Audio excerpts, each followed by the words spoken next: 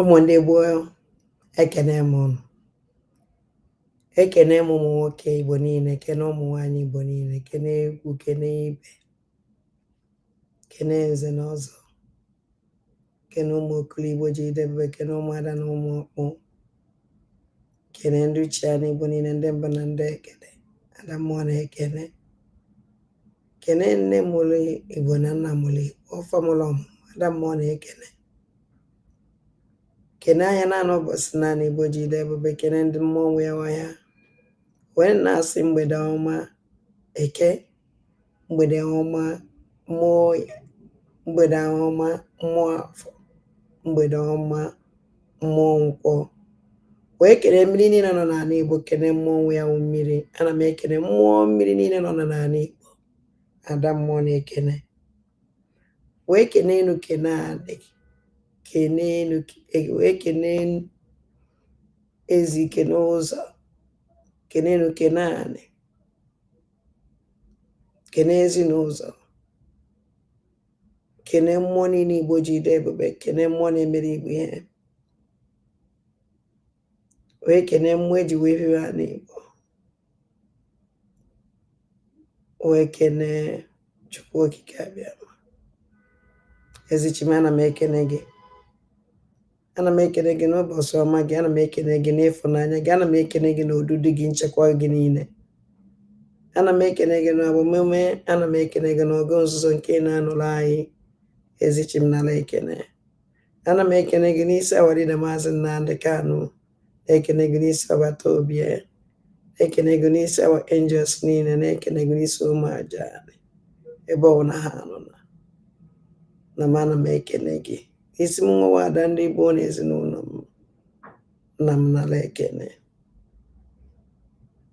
ise ise ise ise ụmụ aja nke ka unu dị ụmụ ike njama ịma Noel ada mmụọ na ekene aka Chukwu ada mmụọ na ekene Maazị Okafọ Maazị Okafọ Chizoba ada mmụọ na ekene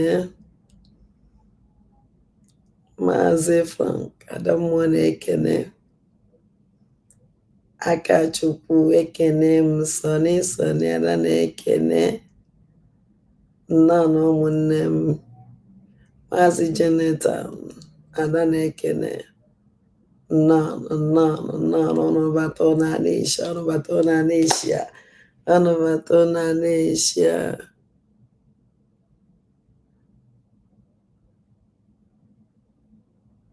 ọnụbata n'ala Eshia yes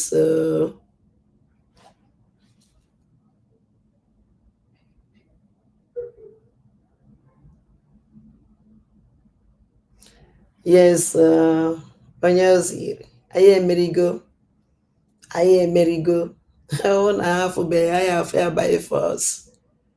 afụ ya by force obiọma ana m ekene gị ezi nwanne m nnọọ Okada nnọọ na ụmụ aja ọnụbata n'ala Eshia ọnụbata n'ala Eshia anya wow ọ na-afụgo ka o si wee dị ka anyị gee na awarida Maazị Nnamdi Kanu okwu o kwuru ebe a kidnap all you like, intimidate all you like, oppress all you like. But let me tell you something you don't quite understand. We are involved in a nationalist pursuit. We are pursuing the freedom of our land, and it can never stop. I want Fulani to understand this very clearly. Understand it very, very clearly. We are not going to stop. Not today, not tomorrow, not ever. If you have come to our land to kill us, you are going to die there. Sure. Kidnap all you like, intimidate all you like, oppress all you like. But let me tell you something you don't quite understand. We are involved in a nationalist pursuit. We are pursuing the freedom of our land, and it can never stop. I want Fulani to understand this very clearly. Understand it very, very clearly. We are not going to stop. Not today, not tomorrow, not ever. If you have come to our land to kill us, you are going to die there. Sure. Thank you, our reader. Man, I formally understand. eme ama na fọrọtara ozi a ka anyị gee na ọbata obi ntị ama na mere ozi understand awụgo na ha meghị understand anyị azọ emeghị understand by fire by force. We don't keep today's.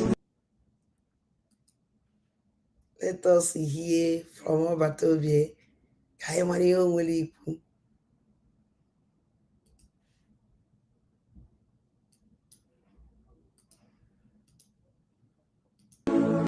Today's visitation.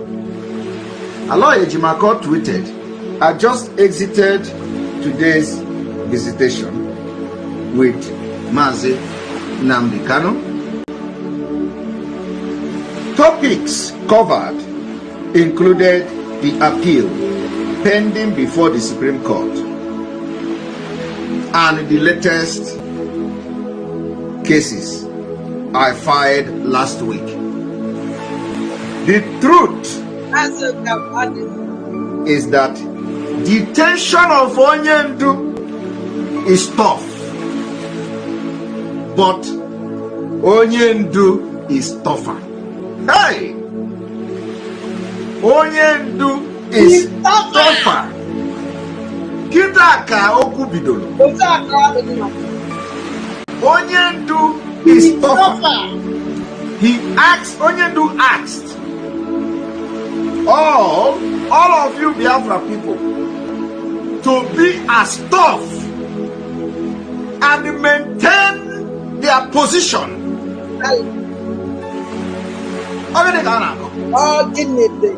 Onyendu said, this is for the very first time. Stand and maintain your position. Onyendu want us to be tough. Very tough. And he don't need to tell me.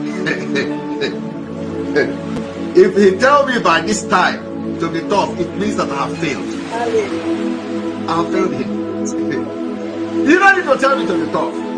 I'm never tough.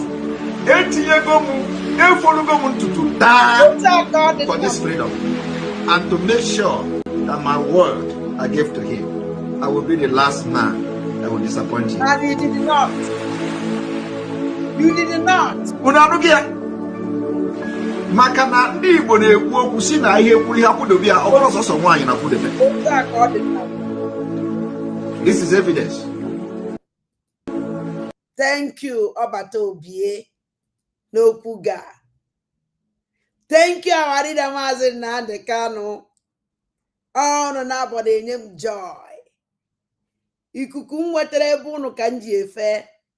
Yes, adị m happy. Ụmụ aja anọ na ụlọ ọrụ today asị na m achọrọ ịba n'oge ka mfu ihe na-eme na court because achọrọ m obi ịgba m njọ. Mgbe emegide sị ha emekwana ihe ihe banye efewe aba Awarida Maazị Nnamdi Kanu na-aba na-amaghị ndị ebe ọ nọ ọchọdị mma na-aba wee fụ na Awarida Maazị Nnamdi Kanu are ready to back down tomorrow. Ọmụnwa wada ndị mbụ na ndị egede ọnụ nwawo ụmụ aja ya back down. Never.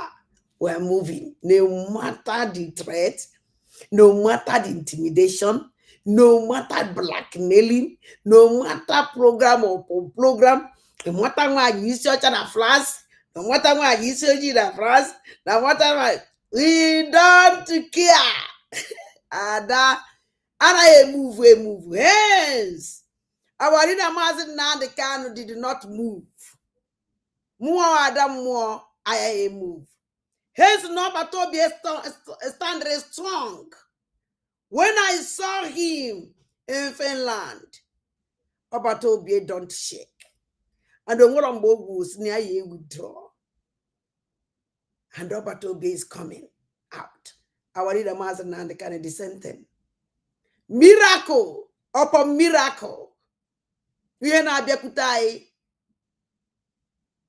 And I need to ready. Everybody must be ready to receive that miracle and enjoy Hey, adandi mbana ndege de bide peso yugo wa so ya ke ya zuro ke ya zuro ba ogbadom enokwa ma onu mmiri pipe low ụmụnne m na-afụgo ahụ niile maazị Nnamdị ka na anya m aka ha anya ụnụ ntị m atụ akakwana hụ ntị ụnụ no I afụghị and I'm happy. I'm very happy. I'm very happy. Aka Chukwu Di Ya.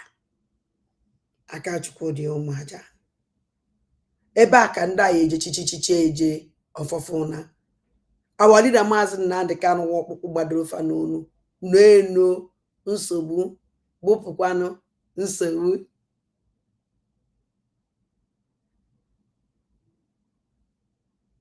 chidubem nọ nna m nọ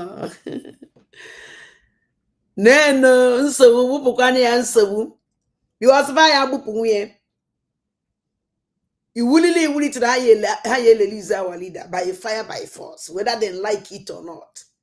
There is one too stupid man ka ije to go do small na ihe gbasara our leader maazị Nnamdị ka ndị na ya move because ihe niile m egosi ụnụ tata ụnụ afụcha anya ya so ọ baghị unu m nwa ịbịa na ewetakwala ụnụ something ụnụ na ya nọ since today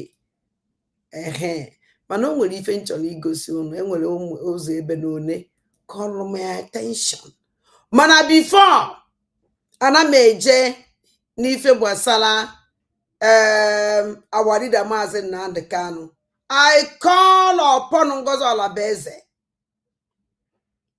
before ana m eje n'ife gbasara Ngozi our leader maazị Nnamdị Kanụ ana m akpọ Ngozi Olabeze ka ọ bịa gwa ya onye fagburu ebe a ka ọ bịa gwa anyị ndị otu Ngozi Olabeze gburu Ngozi hie because why ji ekwu ife na-ekwu that na ama m Ngozi karịa unu niile I know her very well. All the killings a na-egbu na aja anụ Igbo nwụrụ nze mụọ ọzọ Ngozi Olabeze anaghị etwitie even mgbe ejiri fighter jet wee tugbuo ụmụazị na abụọ Ngozi Olabeze tweet ihe mana Ngozi Olabeze onye tweetiri this one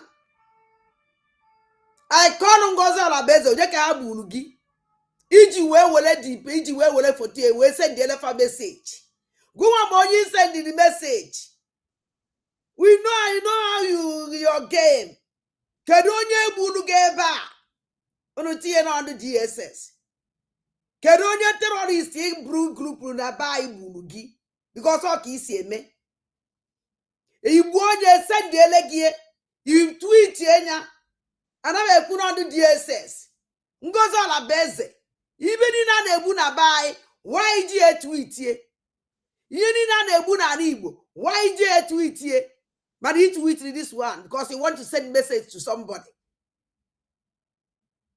You want to send message to somebody. Ada mmadụ demone n'ime moto ahụ according to them but also ofu onye ka egosiri why ji weta ndị ọzọ agbagbukwara anụ na adụ mmadụ ịtọ n'ime moto ahụ Ngozi Olabeze why ji wee single-handed wee bring out this one kedu ife na-achọ igosi anyị kedu ife na-achọ ịkọwara anyị kedu onye gburu gị onye ndụ ka ya terrorist gang group ji egbuo Ngozi Olabeze Ngozi Olabeze bịa gwa ya onye igburu because ọ ka isi egbu onye ka ị na-esendiri message I know you very well because ọ nwebụ onye nke egburu gị agwa gị na egbu onye the person you believe na egbu onye before you complete ego inyere fe ya eji gburu gị the person i were foto this person na-ejegharị send ele ndị mmadụ ka a confirm ọrụ gị ma na-egbu onye gị the person na ọya ka egburu ozu edi ife ahụ Ngozi Olabeze come and tell us nwatakịrị unu napụrụ ndụ n'ike wa onye ka ọwụ kedu onye iji wee send message iwara ebulu ụzọ gbapụta chem ọwa ezokwara m anya egosi unu dị ozu ihe meji nje egosi unu dati ozu na chere ana m abịa ka mma na m emenwu ihe dị na ya ọwụ na m emenwu ya mmadụ very happy ka ụnụ fụ onye nna agwa ụnụ because Ngozi Alabeze onye Twitter ije na Twitter ihe afọ ya ihe niile a na-egbu na be anyị Ngozi Alabeze adịghị etwitie mpụ niile na-eme na be anyị Ngozi Alabeze anaghị etwitie even mgbe egburu almost gịnị egburu na Enugu steeti Ngozi Alabeze etwiti ihe mana nke ọ na-etwiti nke ọnwụ na onye eji send message for ndụ ya na ya na-ama aka otu itie nya ha nwa m onye agbagburu sendiele Ngozi Alabeze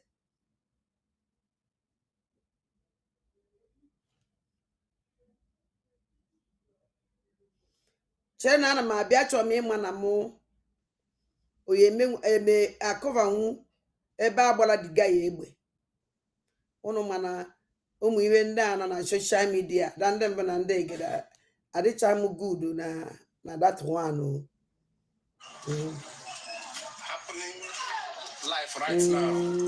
Some DSS people came around and shot some men. We don't actually know what happened, but today being 7th of November, the boy is from Aba. We don't know what happened, but happening live right now. Okay. I'm on camera. Happening live right now. Happening live right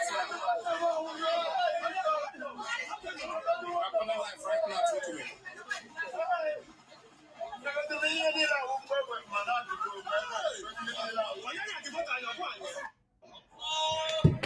No, shut up. Then I come for we in fact. But then I come for him here. Happening live right now. Some DSS people came around and shot some men. We don't actually know what happened, but today being 7th of November, the boy is from Aba. We don't know what happened. No, the guy called that. No, onye gburu nwanne nwoke egbu. Ọkwụ na aghọtago onye awa onye gburu nwanne nwoke. Ihe a na-eme na 2nd of November. This no follow. Ngozi Alabeze tweet tata. Mere na 2nd of November o. Ngozi Alabeze tweet ihe. 3rd ga Ngozi Alabeze tweet ihe. Tata anyị na 7 Ngozi Alabeze tweet warrior. Now Ngozi Alabeze confirm go. No onye ahụ ya chọrọ ka egbuole ka agbagburu ya before wepụta ya iji wee send a message. Why Ngozi Alabeze ji wee tweet this thing? Ya wa onye tweet ya. Ago mi one rubbish o dere that place. Kedu ife Ngozi Alabeze mean? Otu aka Ngozi Alabeze si egbuchasị our youth. Na eliminate one after the other. Owu ni sogide Ngozi ijuze di yeso Ngozi agbagbuo gi, eliminate egi. This guy, why Ngozi Alabeze ife niile na-emenu? Ife a na-ebe Ngozi Alabeze wepụtara ife mere na bai. Nyo that na ọfụma, there is something about it. And Oji we send the message. Ọnọdụ gbasa o tweeted about and then Nigeria na bomb in Imo State, not bomb in Imo State. Ngozi Alabeze tweeted it. Do you know the message Ngozi Alabeze sent for them? All you say will send the message. Happy for a day. Because if any na helicopter na to bomb, Ngozi Alabeze na hate tweet him and no tweet that particular one. Actually, man, I'm going to go see something because I told me for ungwane na anya kesi we gba this motor. Ne na anya kesi gba anya. Gba this motor. Onwere onye nọ na motor ade pụtara ndụ. Onwere onye nọ na motor apụtara ndụ. Ndu di SS. Onye video onye kwuru okwu this video SS a undu gbara ife a. Because if I just sing now, onye video this thing. Undo ochie gbara this thing. Do you know the reason why nji sing na ndo otu onye agbara ife a? Genu ntị. Achọrọ m ka unu bido mgbe this man bido video with this thing. This man started here.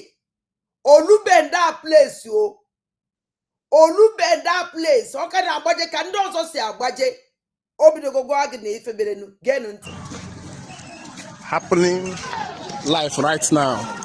Some DSS people came out. Happening live right now. How can they get that place, AJ? Only na video ifa. Can they get that place, AJ? Olube that place. Omobe ife melenu. Mano be obagogi happening live right now. Some DSS come here and divorce some people. Get unte. Then anya because only feel that na then anya Happening live right now. Some DSS people came around and shot some men. We don't actually know what happened. About with some men. If you go to who's also for the cabo here, or not also one person cabo will ever. Mano for the kegos goes here. Nkaya goes with that one cannot target. That one on cabo goes. What is the care of the other ones? Because no watch at this thing, I'm gonna end up by supplies. Now, when this man motor abia just a block off and whoever fe marry her. I still go on DSS. Can you go out better they prove? Can you even go out my pongos are better? The agua yoji bulu. Or then the car bulugi. Or track a fast bulu steady. Or what the first one aba bulugi. Or what the second one aba bulugi. All together bulugi mother like this. You send them eliminated the person. All of the scenes. And Ibu Malago, or Malago Garo. Beze Waziai. Can you mean by it with ye? Since the second, Cabo Yamel. Why did you well listen to the video today? We confirm. We confirm, yes, not that person. You will listen to the send the element or send the message. None again. But today being 7th of November, the boy is from Aba. November, oh. Yangozo la beze tweet rita na November. 2nd of November. Ngozo la beze tweet 8,007. Uno even je ku ife an na-ekwu. Even je ku ife an na-ekwu that na kunu malu ihe na-eme na bai. Mala ka o si eme. Our youth agwugo. Our youth agwugo. Our youth agwugo. Now, this man na-ebe akwa. Drink ọbanchari na-eso. Because ị na-anya ọchị tọrọ ịza ya n'aka. Maybe na mbọtụrụ ya. Shows you that na ọwụna onye a ka na-atarget. Onye targeting this boy. And they agbara this man with information. Agbara with information ka eji wee je njem a. Don't know what happened. Ọkụ ifuna ị na-anya ya afọ ebe a na-atụ ya onye a na-atụ ya aka n'ọkpa. Ọkụ ifugo. So onye nke a safe na-ekwu okwu adịghị m sure na o nwere ike survive njem a because agbatara ya egbe a. Agbatara ya egbe a.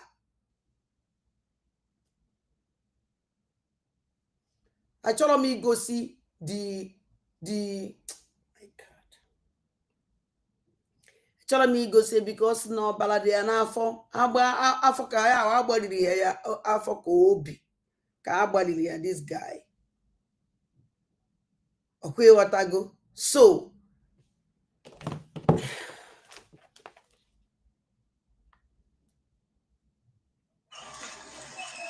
what if Ngozo Beze tweeted this thing by 4 o'clock. Go tweet here. Yeah, me see second. 7th of November. The boy is from Aba. We don't know what happened. The boy from Aba.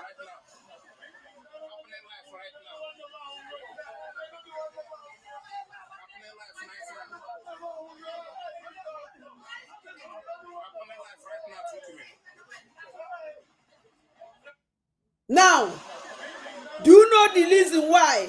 Nji sono no onye video ifa aki ya di omo ife bele here because ona abia onwetebe any information ogwanagu no onye agbatrusi from Aba, which means omo onye agbatrusi from Aba. Watch channel to the video see where bido. The video started from here. Amam no luvu neba ndi mmadu no. Wele chete no ye video. Wele mwabari ya we bi eba. We bido video weze we gawa. Sonsi ya mwa. Mana onye video disi, onye mere disi video wele question to answer. And onye video disi video onye sendiri ngozo la beze. Onye video this video onye sendili ngozo la beze Happening live right now. Some DSS people came around and shot some men. We don't actually know what happened, but today being 7th of November, the boy is from Aba. We don't know what. Okay, onye gwala na the boys from Aba. Boy is from Aba. The boy is November. The being 7th of November. The boy is from Aba. Onye gwala na the boys from Aba.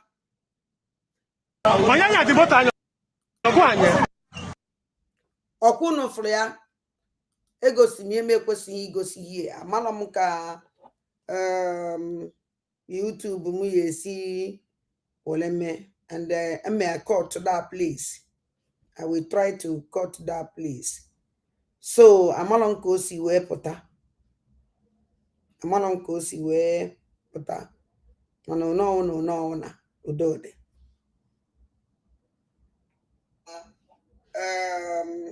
So ya ka nchọrọ ime ka ngozi ola beze bịa gwa anyị kedu onye ogburu here. Onye ndị ka ha sendiri egburu ebe a. I want to know. Because all if on make all I know her for that. I walk accusation. Or walk second nato. I know Gozola Beze, not do good for that. Not if all they maybe Kembu.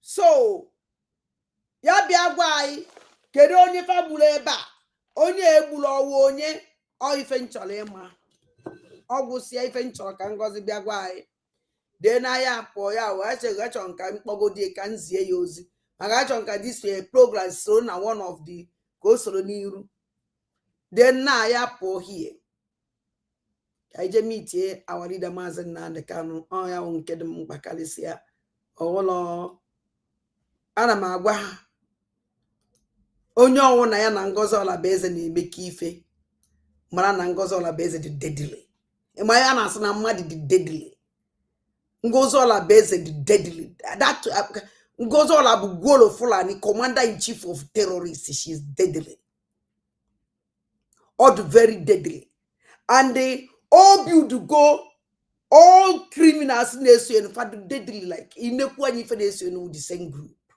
of people. Or when they na social media na go na again when I call. So that on the new kumakafa. I told me if we him meleba. Told me if we him meleba. Come on. Namu. I got me.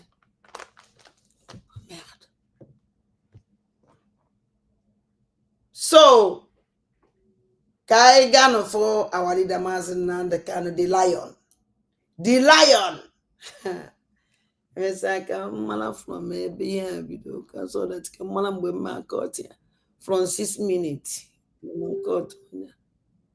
From 6 minutes, okay.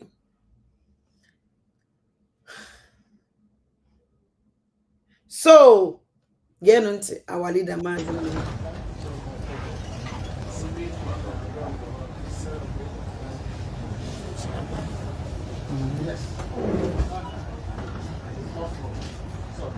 Now, this is due to security ya. Nda force umu terrorist Fulani. Can they make a family? Now the last in che, the last bodyguard, fire men and for our leader Mazen Nandekan. After our leader Mazen Nandekan, they can never do bodyguard in their life again. Our leader Mazen Nandekan will be their end. Their end of their bodyguard. At least, our leader Mazen Nandekan, many for Fadocha. Our leader Mazen Nandekan, made for Fade suit. A Fulani man, terrorist, on a suit. Look at them. Ebe a na-enwe ike ebe a na m akpa ike wee ebe a wadida Maazị Nnamdi Kanu nọ ebe a na-akpa ike na-efe na edi two criminal onye nke a ara na onye nke a onye tiri ife maka onwe onye mgbe o mere nke ntị iti ife na court mgbidi si idiot onwe ne mgbe ọ chọrọ even today ọ chọkwakwara ime ya ọzọ wadida Maazị Nnamdi Kanu wee shọn ọnya mgbe wadida Maazị Nnamdi Kanu na-ekwu okwu this criminal oge ọnwụrụ ọza ataramiụta ofu ago a hilo before na ndị ya for the first time ọ na-afụ ehilo for the first time ọ na-afụ ehilo and this our leader Maazị Nnamdi Kanu this hilo ofuru na ndị ya nọ his memory ọnwụ godo anwụ our leader Maazị Nnamdi Kanu ya nọ na memory ya can never wipe him out. And though your mother to now, what did a Maazị Nnamdi Kanu? I was somebody with a joke with. This criminal, Monya, okay, and Johnny C. Okay, and Johnny C, like you with this one on their back. The care upon even in a good in a bunyefa. Manama protect the way of ma because here our leader Maazị Nnamdi Kanu bodyguard. Slave. Our leader slave. These two rubbish down from here. And they hire on a slave and they can never remain the same.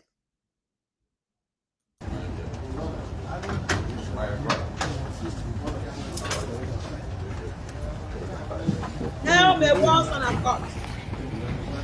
I can't give somebody the Maazị Nnamdi Kanu come back to contact.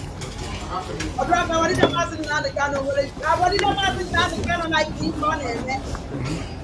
He will come out now. He will come out about 10 days. Our leader Maazị Nnamdi Kanu. Okay, what's happening? No, I'm going to fire. No, Odogu. Ochadima. Ochani Monya Wula Uzaka and Atuma. No one is very touch or go to meet you so hele. A cockatara monya and count cockatayono. Let me see, I come cut to Onya Wife. I will cut to that side, yeah.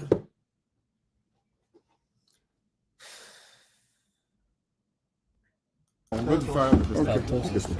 Is okay. So the father agreed. No, that's what he's telling us. He's going to fire it. Yeah. Commissioner he's coming. That's what he said. Onyenka. Because corner nazo. Mad na ba.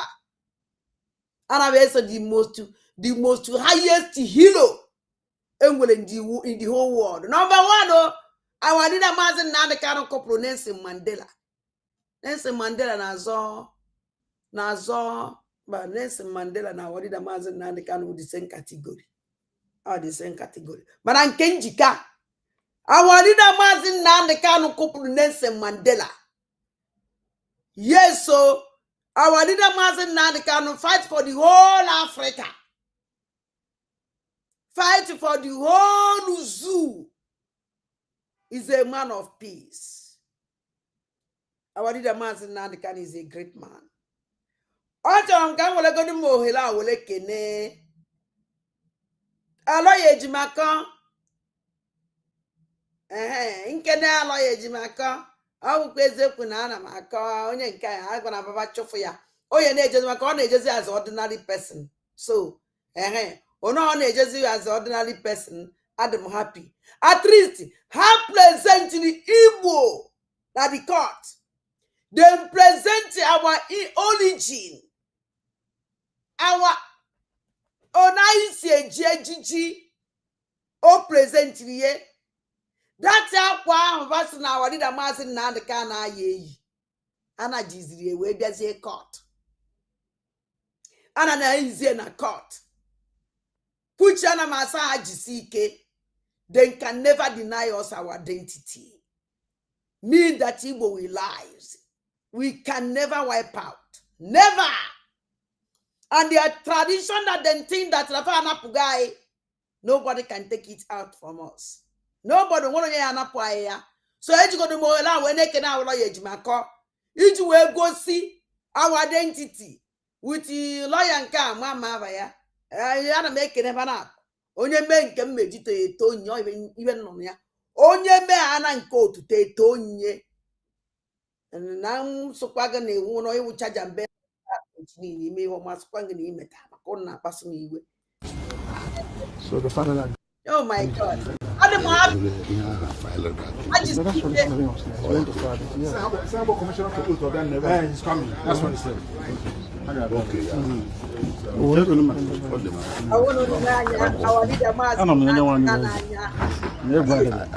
Your man, very wonderful. Yo, give me.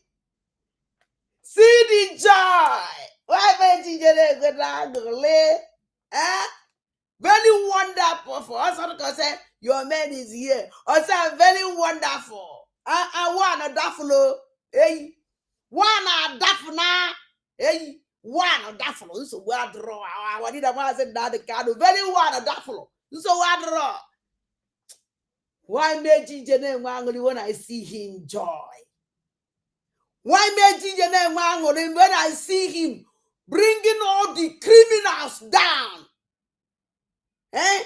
When you make you even now for their plan on dance, say all their plan to conquer the Igbos, all the plan to turn us na rubbish ayamorebosi is falling.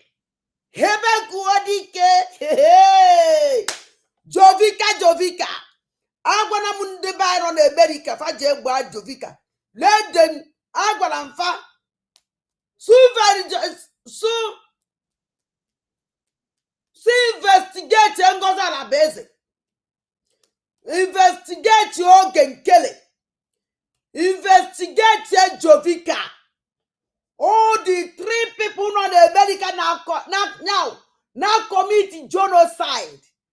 Na ani Igbo muluze muozo. O kafale egbu mu Igbo.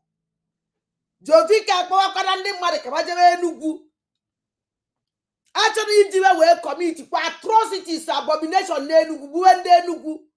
Anu mgbe Jovika na-akpọ onye ọ na-abata na group ha ka ha jezie Enugu.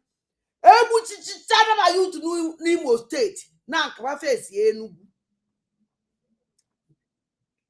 Let America investigate Jovika, Ngozi Alabeze, Ogenkele criminal. These 3 people are causing a serious genocide. Nani Igbo, Hebu Bocha n'umu Igbo, Imu Igbo agwụna. Organ traffic, all over the me. Let America investigate them. Ama no ma. America don't have an idea. Onye ka Ngozi Alabeze ji mina maka na ọ ma na atrocities need on our commit is too much. Ya ka ọ chọrọ ijizi. Ọ chọrọ ịkọva onwe ya because ọ ma na oke ọdịgova. Onye gburu ya na since 2 November. Ka ọ na-ewepụta ụtata. Hey, Ngozi Alabeze Fulani. Now we dey here. All this is zombies equal to social media. I don't have time. Yeah, I will expose you every blessed day. All these zombies equal to social media. And I know go now on nefa. A criminal people. Our leader must not can recognize. You don't recognize our leader. Who you will recognize? How can you get Biafra without our leader? How can we give you a key, Biafran key, without our heroes? Who does that? Hey, I don't know ye Biafra. I wouldn't go to Abugola Fulani, commander-in-chief of terrorists. Ye Biafra, they watch. They are not got business. Makamune Kunka, Nane Gente. Na I cannot turn up. Can leave our leader Mazen now the can this joy. I don't know one you O si la nkwalo fu mo si ani amo onye nwa anyi beze. Aka Chukwu Di Ya. O si ya na egwu adiro. Ha Chineke nna. Ka wo tondo. Na egwu adiro and egwu aya adnata. Onye tu egwu nie. Hey. Onye owu na roketere egwu atu onya nne onye ahụ. Na njema, we can never fear or possible. Never. We have to stand up and we have to stand up. We have sacrificed a lot and we are going to sacrifice more. Until the Rindi Badu reblated. Until the Buddha Wumajan. Until the Jide Wumajan. Until the Jide Wumajan to the Wembele. When I get to rise, without that, we can never rest. How can I rest? Now my land and are born every day. How can I see Zuike? Ebane Bumu Ajana steady. How can I rest? When genocide is even not going on in our land, how can I rest? When they are killing people in our land, how can I rest?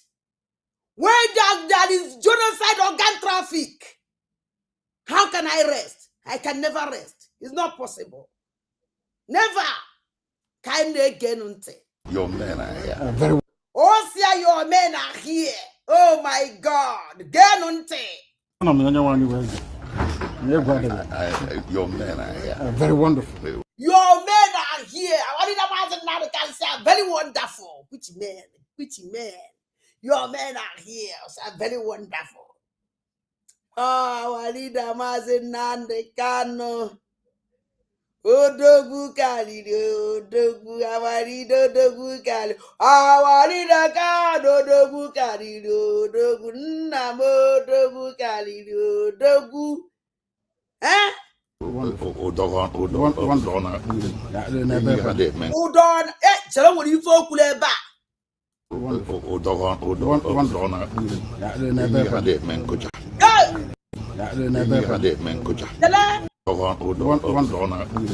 Udohona kweyi, Udohona kwenyi. Nenya de menkuja. Awari da say de be kwenu na agenu nteba. Ama kwa no anu kwala asusu ado. Ama no anu kwala odisi asusu a.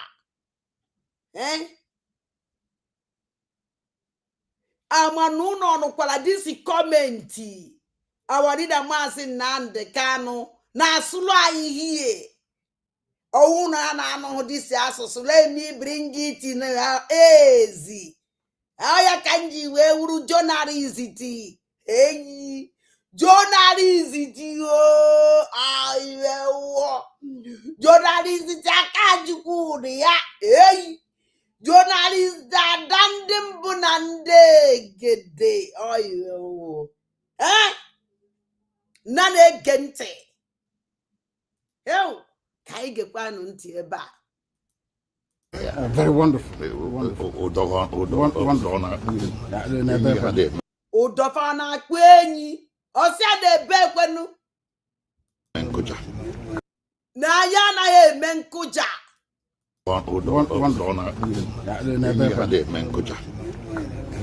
No, nothing. Your men are here. Very wonderful.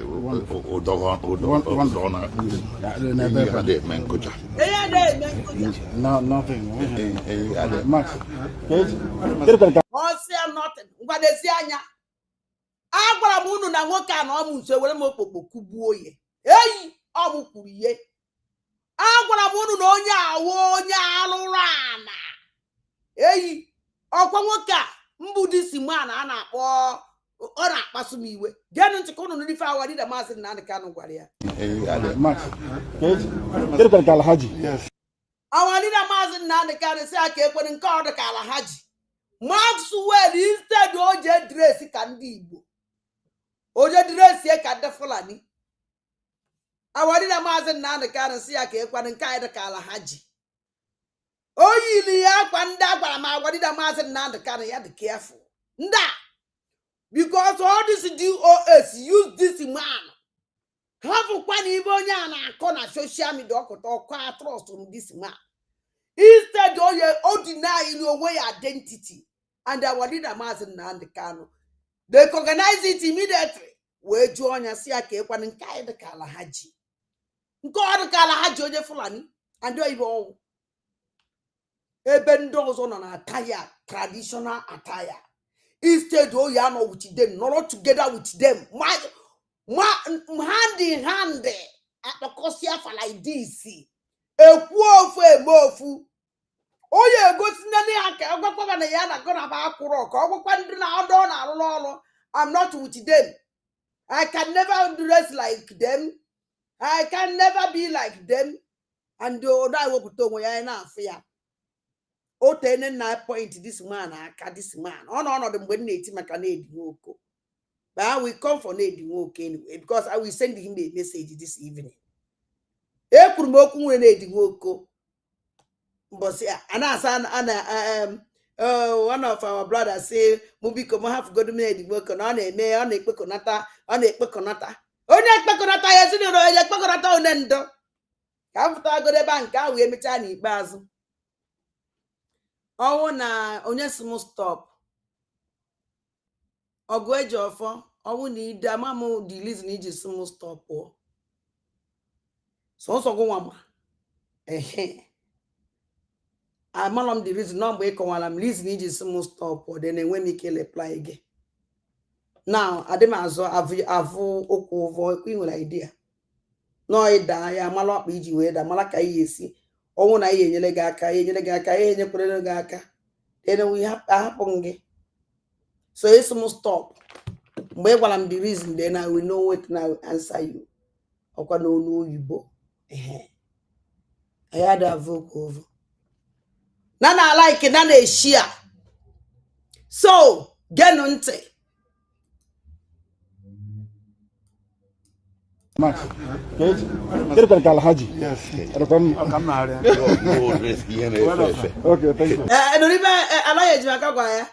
I will let you imagine Nana can say, and Kai the Kalahaji or the Panama or the Panama. Allow you to make us and Kai the Konya de Fefe, in the key de Fefe, children on Koivo because. Come now. Okay, thank you. Max, get a Kalahaji. Yes. Come now. Okay, thank you. Yeah, this so Zua Pamoka. Onyo na through this man or four.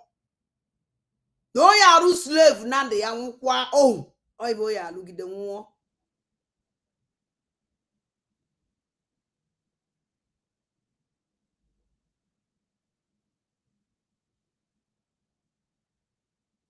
Maxwell opala ojigini we do na iba no ano Maxwell opala na do. Oh na can before our leader aloye ejimako. No, nothing. Max, get a Kalahaji. I won't if this Maxwell opala. Imonyo.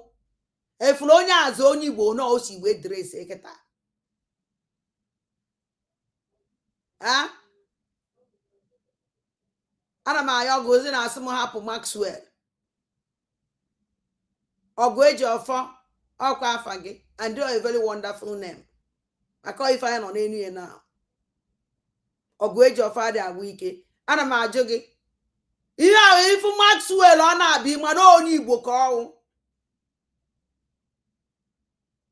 Ndufula no na came from that dress like Indigo. Can't you nange? Ndufula no ne came from dress like Indigo.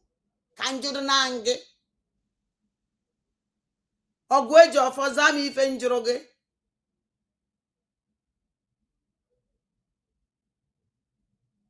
Huh?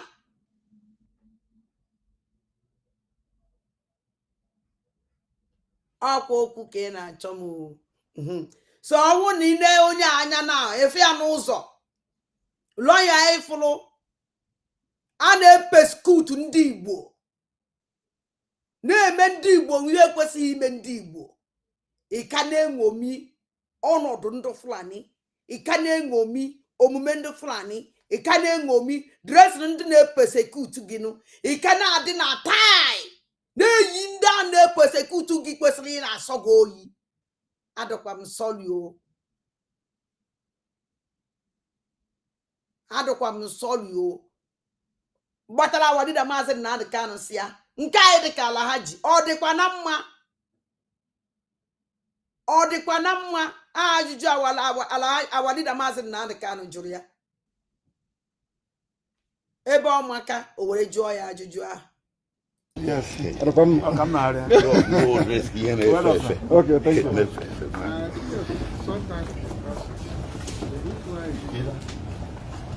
Awadida maazị Nnamdi Kanu wuti ụfọdụ gaa a na-esule and ọ pụta ikele mmadụ ka a na-eso na-echekwa ya nche o isiwe awadida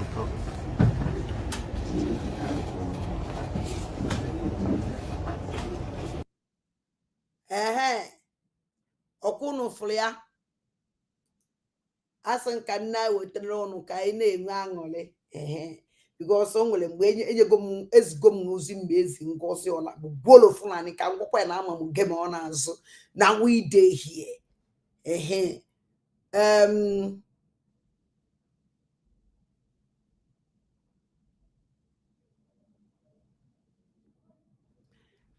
bịa nwoke ọgụ eji ọfọ let me tell you something ọdụ nke ijọsụ bido ifolo m ọfụ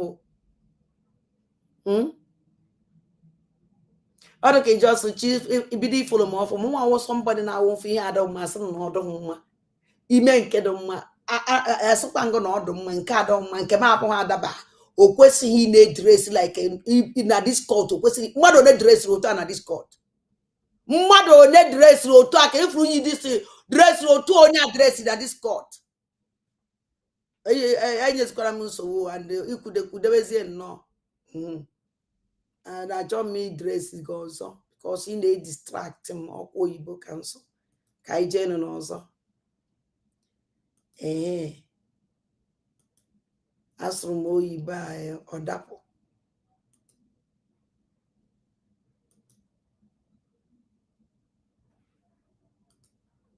no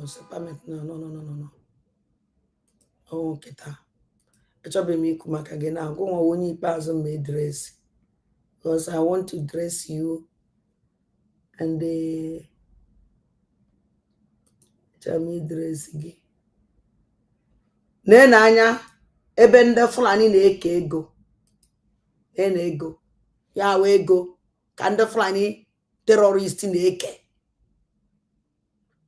ekecha aba ya na ego ebu ebe a na-anya ego na-anya ego a na-ebunye ife awụ kidnap mmadụ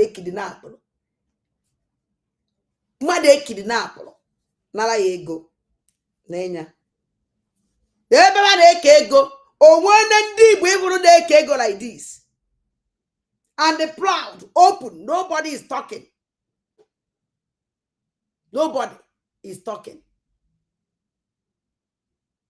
okay ka m na-egosikwa unu egbu obe mmadụ eke ebe ego na-enugumi with terrorist na-egumi jeje wele ego nye ndị terrorist na-efe na-enugumi ebe a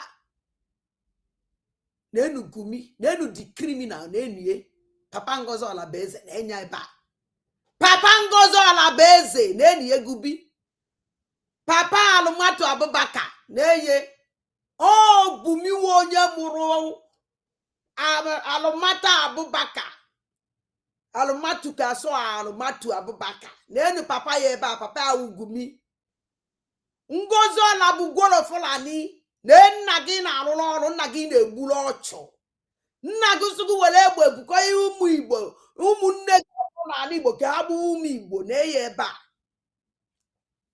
na-ego ojeje were ego na-eke ụmụnne gị Ndo ogbu anwụ ọbala.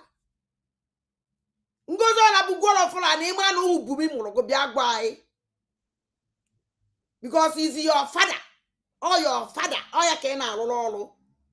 Because ozugbo ilele ọbata obiye. Your daddy gumi pụtasịrị gị amụọ. Ụmụazị ndị gwọrọ Fulani amụrụ n'ala Igbo ka bagbuwe ụmụ Igbo. Ngozi ọla bụ gwọrọ Fulani commander-in-chief of terrorists. Iwe binye. We amụọ ụmụ terrorist niile amụrụ n'ala Igbo. Ndị Fulani. We bukọ ife egbe. Anaghị egbuchasị ụmụ Igbo. Genocide. Onye ka papa gị gumi na aṅụ. N'ebe o jeje meet your brothers, your senior brother and senior brothers, Negefa. Ha na-terrorize na north, they terrorize na east. Gumi na-terrorize na north. Ngozi ọla bụ gwọrọ Fulani a na-terrorize na east, na-egbuchasị. Onye ụchụ. Na na-ege ntị.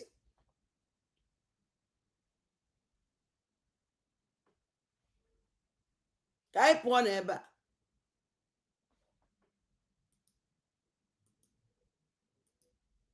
Manọta aka na program today ike gbukwara m.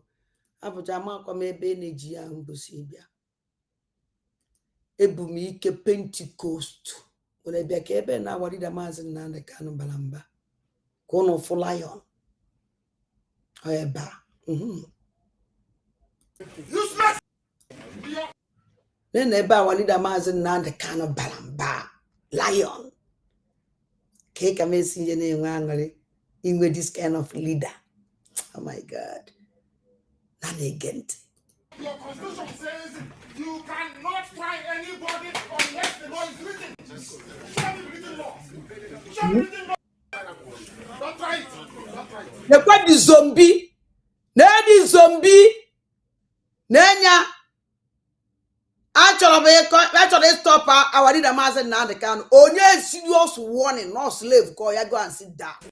Slave don't talk when the master is talking. Who are you?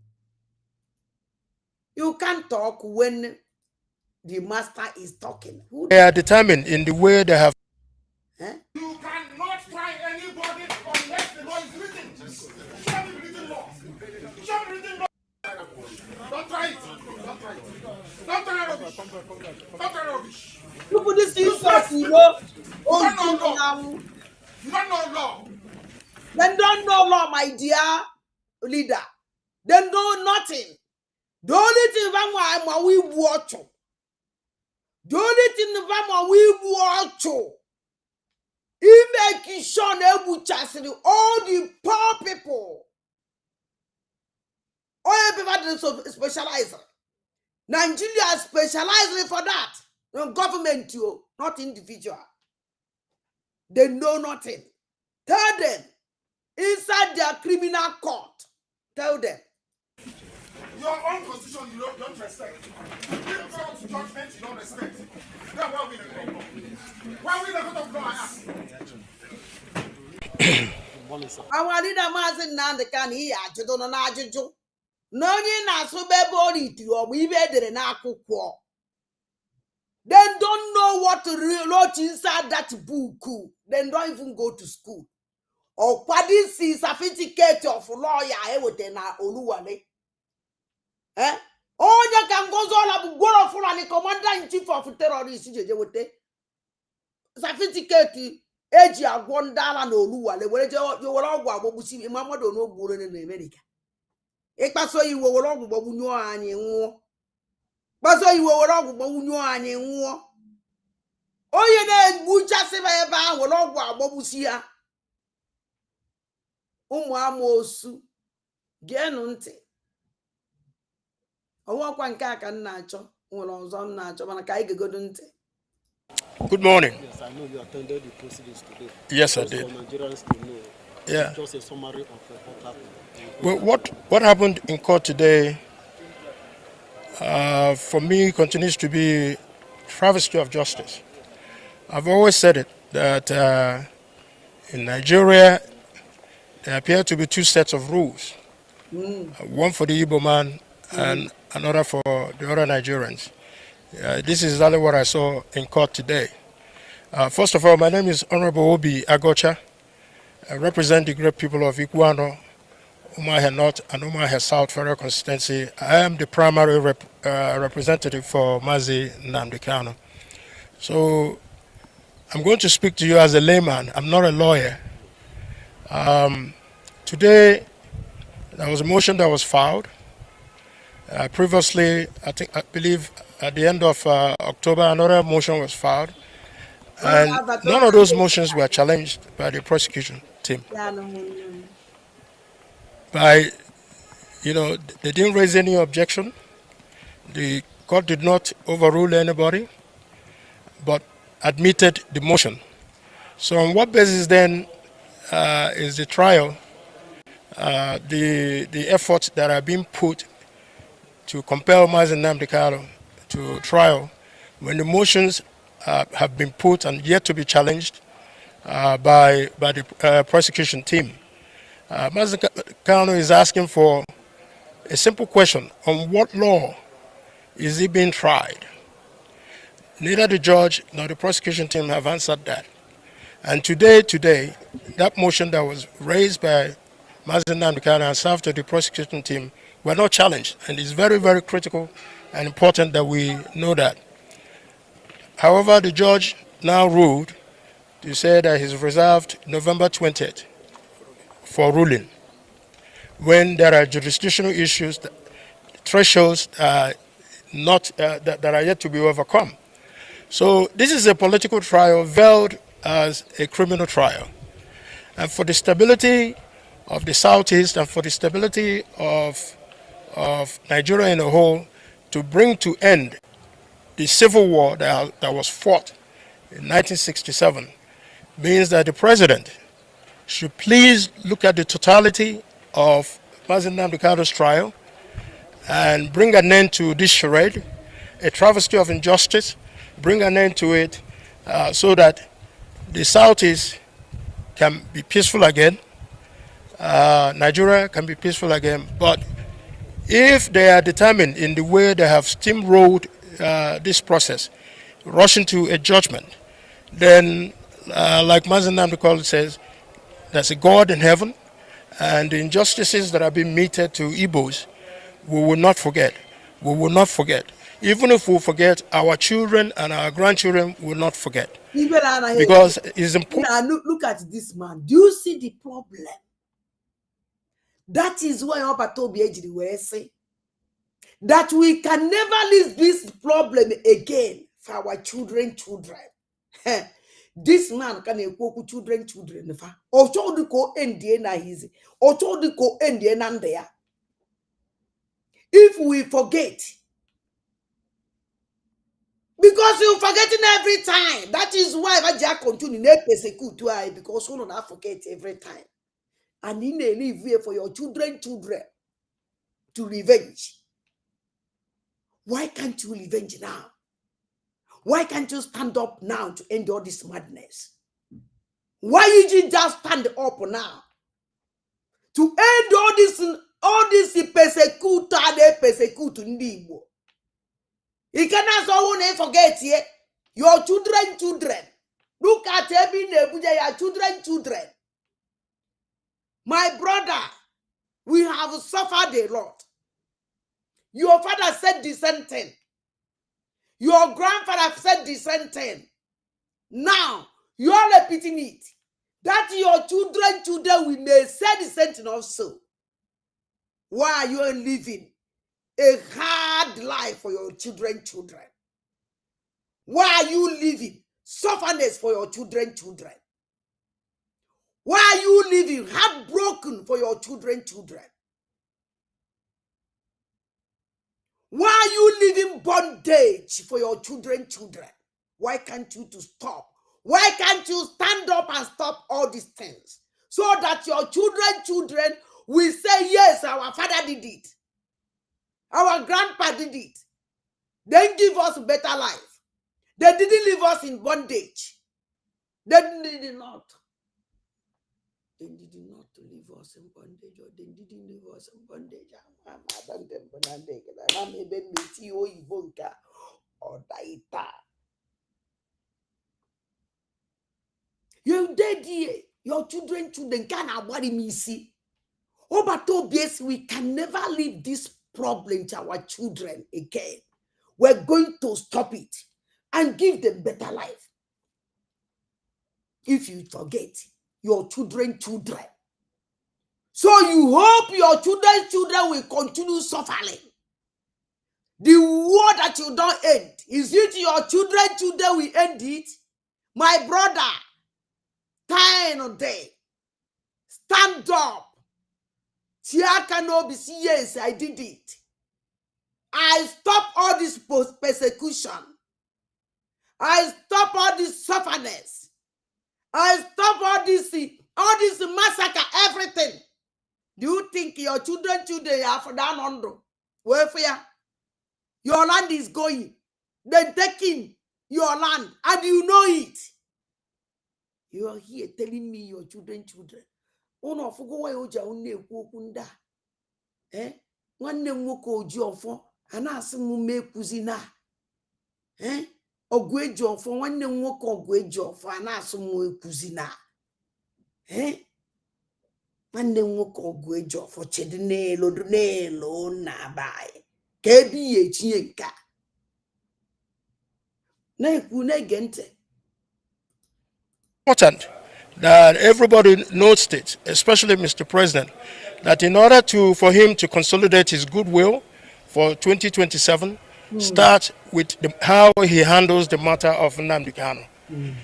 Because you cannot be there as the father of the nation and Mazi Nnamdi Kanu is being treated in the manner that he's been treated, when every other person who has been charged with almost similar offenses as Mazi Nnamdi Kanu, at the determination of the court, has been let go.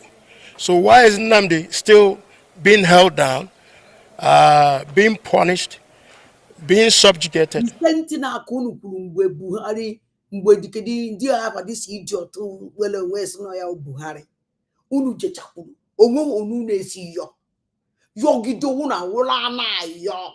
Yogide jubri buego buchego ha onu jewala. Ana yo akunu tonu kwala n'aka Buhari again. N'aka Tinubu na ayokwa. To Biko, if you people Southeast governors and senators, Abiakona together go moon Ezioku. Ezioku can never leave you people. Deceive when Omono, Nana Akpani Omono, Nana disgrace Omono. Look at Yoruba them. Can you try this kind of nonsense? Ebendi Yoruba, who are you? Orona the same zua kono ni no. Before because unu wele wu na ewu. Onweli unu recognize no. You don't recognize yourself. You don't appreciate yourself. How can another person will appreciate you? You don't respect yourself. How can another person outside that will respect you? You sell your home. Not just another person outside that come and save it. Reclaim it for you. Why don't go away alien?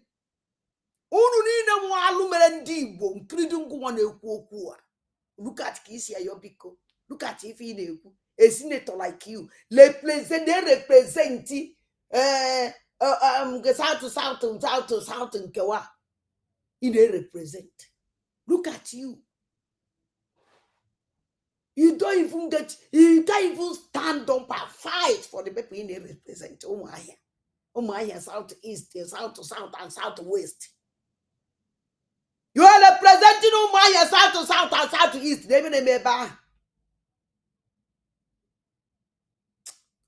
It's simply because he's an Igbo man. So if we get it, the president gets this right, then we will begin the process of healing and reconciliation and putting back the Southeast back as a home where people can come and feel free in their homes without running away from all these high crime and criminalities that are happening in the Southeast. So Mr. President has an opportunity now. The world is looking at us. both from the persecution of Christians, from the persecution of Mazen Nnamdi Kanu, to know how we are going to, put our houses in order. But like I said, is one person. You can take Mazen Nnamdi Kanu if you so wish. You have the authority, but many more Nnamdi Kanu will rise, because this is clearly an injustice that is being meted at one person who happens to be an Igbo man. So I plead with Mr. President to note that this is a political trial, and which requires a political solution to bring everything to a closure. Thank you.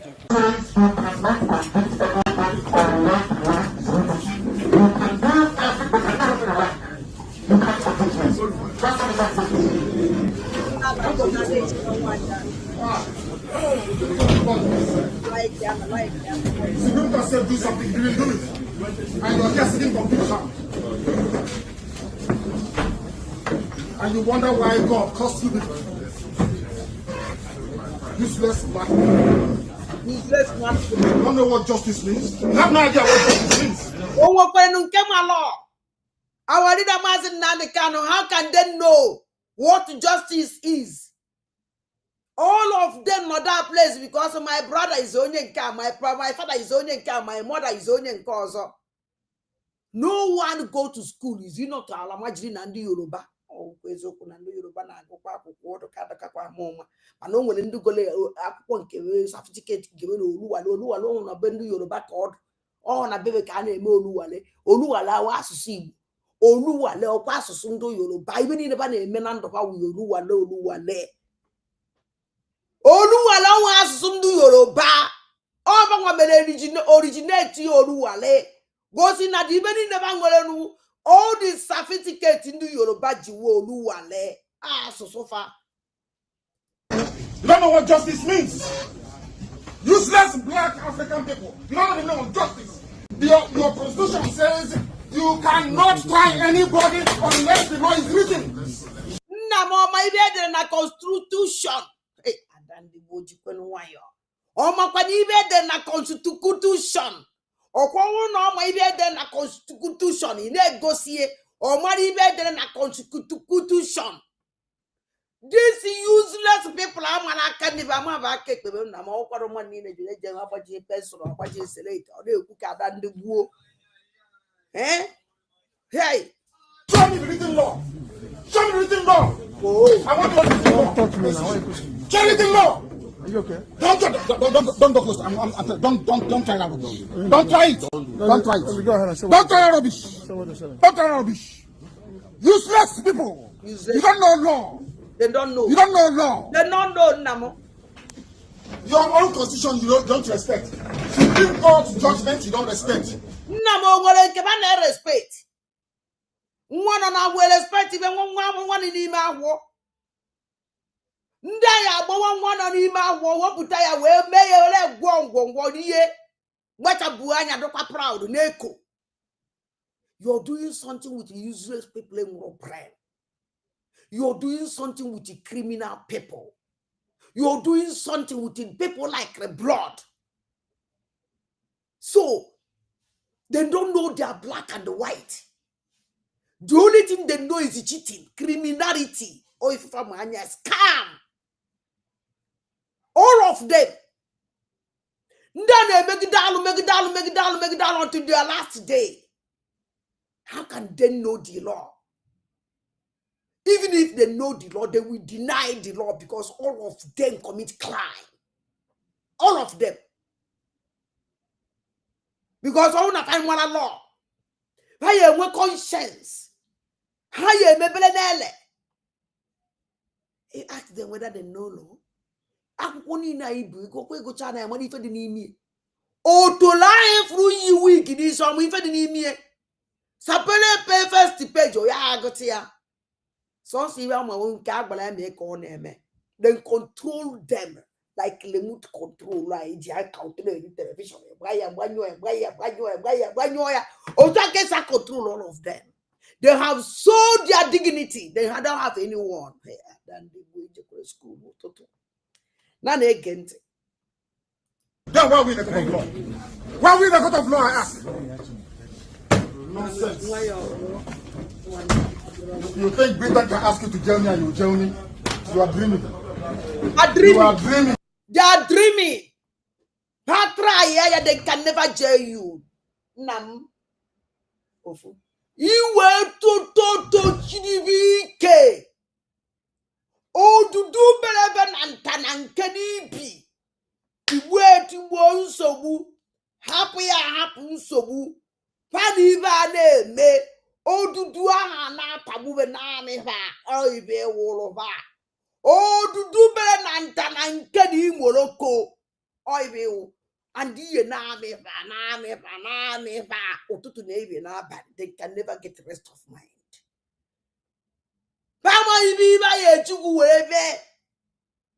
And they must do something, whether they like it or not. I like your voice. Raise it up and very, very high. We don't fear any idiot. We can never be afraid of them. Afraid of them.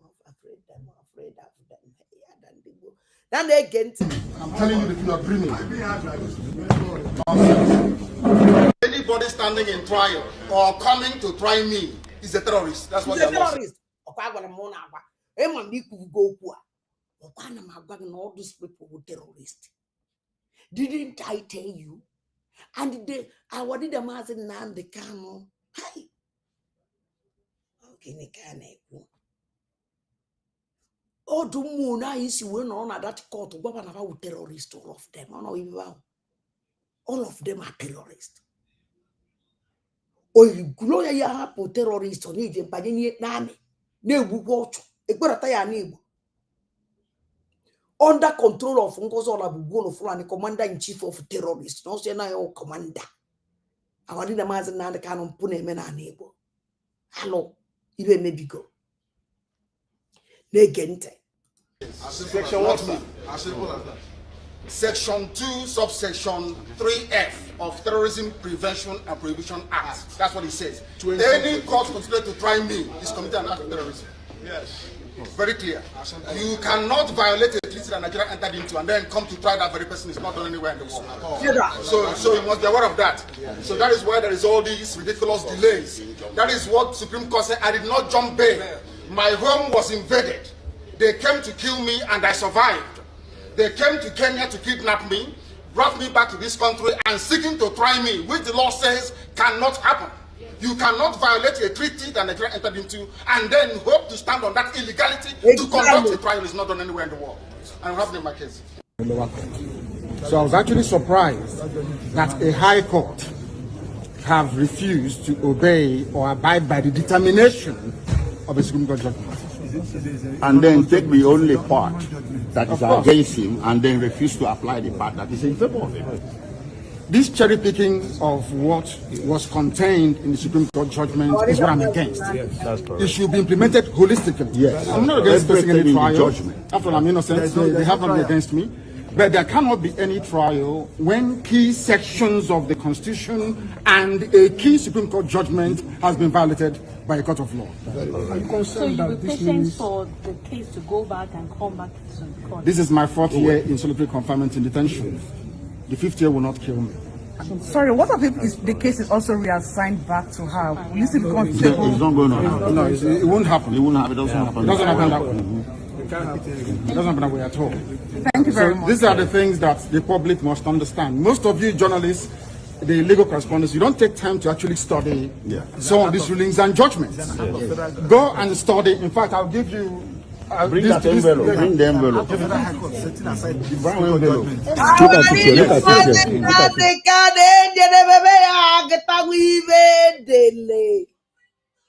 They can never lead it to do you bass labor and caleva. Oh, not a wasia. Hiya, good here. I'll give it to her because I think she's a bit more. Give her the Supreme Court judgment. Can you hold this for me? She can. I want to let the whole world understand something. Yes. Very, very clear. In all this is judgment of the Supreme Court. It made it very clear that even that the impartiality of the judge is questionable. And is here. Where is it? Please do bear with me. It says it here. I like what is it, page? What is that again? 13. Where it says page 18. all these things are online. Is it not page 18? All these things are online. So I suggest that the journalists in this country actually take out time to do some basic research. It's not difficult, just minor research. You will understand the vacuousness, the emptiness.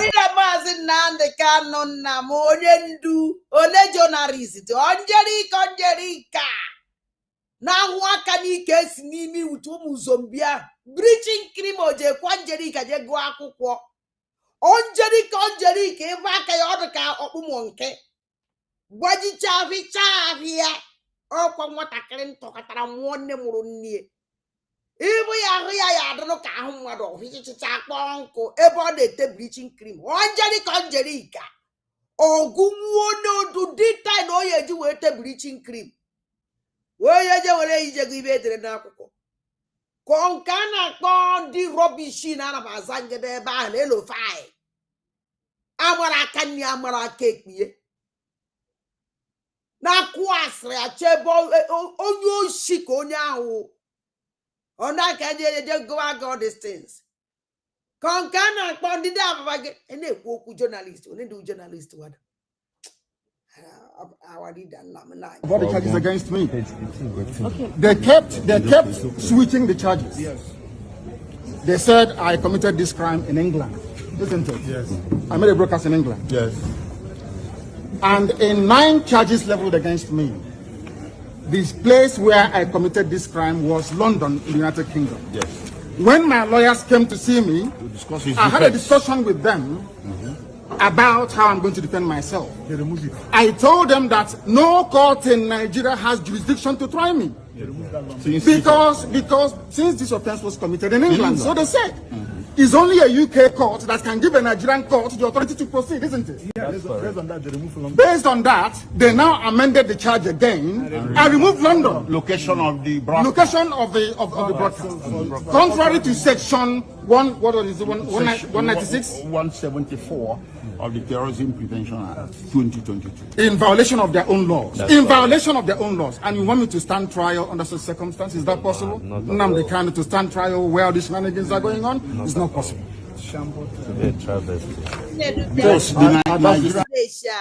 Na like Okuna Nuga Walida Mazin Nnamdi Kanu Odogu nwoke Gaga Nogu. Now we dey here.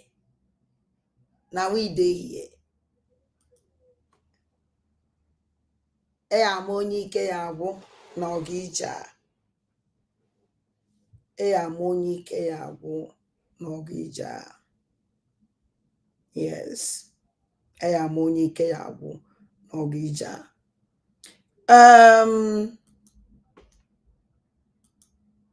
kedụ kwa ọzọ onwere ọzọ also na ife gbasara awalida the best place is in Chogasele.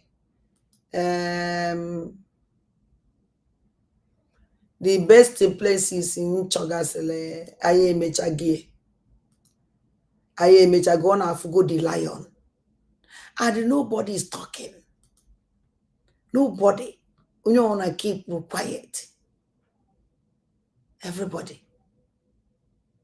Keep quiet. Number one of that na they were human sympathy at all. They were human sympathy at all. Because all of them with human sympathy, I watch Geba. All this governor, so now so-called Southeast, Southwest, because all the nonsense governors are. And emeharigo ahụ elelizie awalida mazen jejie mana ndị ewelo ifele because of what they will benefit. They don't have shame at all. Mana so wadro whether they like it or not faye nwe shame. I wonder on our own for these people Nda unofulu eba. Nda unofulu here. Anama. Thank you, President Trump. Yeah, you did it. We love you. This group. Yes. Make it happen. The best president in the whole wide world. Yes. God bless you, Trump. God bless you, Trump. Good. More to come. More to come. Yes. 2, 3. Thank you, President Trump. Yeah. Because you did it. We love you. Control CPC. Make it happen. The best president in the whole wide world. Yes. God bless you, Trump. God bless you, Trump. Good. More to come. More to come. Yes. 2, 3. Thank you, President Trump. Yeah. The only thing we this group. Oh, Adam happy for her. I don't know their work about what the Mazen and the canon. I'm on an offer for licensed son. I'm on an offer group of licensed son. Man, these people is like that Nafane Messi Fike about what leader no. Nafana always botembo. Nafane things underground for Liliza Walida Mazen and the canon. This group. And I don't know. Mana before. The only thing I got how or to say, oh, even know be about them. Warrior, may God bless them. Haji Sike. And I stand there strong. But the only thing when he make a family of that, now no will any DOS not among them. Kick them out from no tituno. Kick in for out because any DOS someone with you people. I chop that na you DOS no with you people.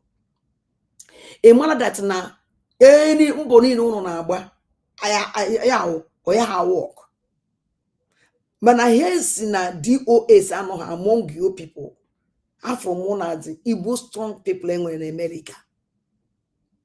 And that Trump could meet Donald Trump. Our leader Mazen Nadakan a degolator. You people should like later also. I send him this message to you people. Don't keep quiet. There is a genocide going on in Biafra.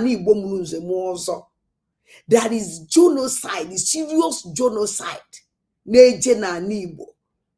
And the make Unu investigate Ngozo Olabugolo Fulani, commander-in-chief of terrorists.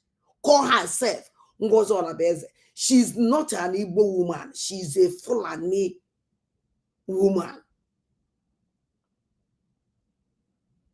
Because let America investigate her.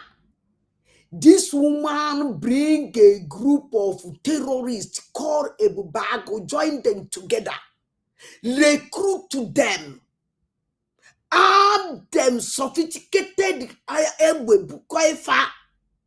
They are committing a serious, heavy mass genocide. Please investigate them.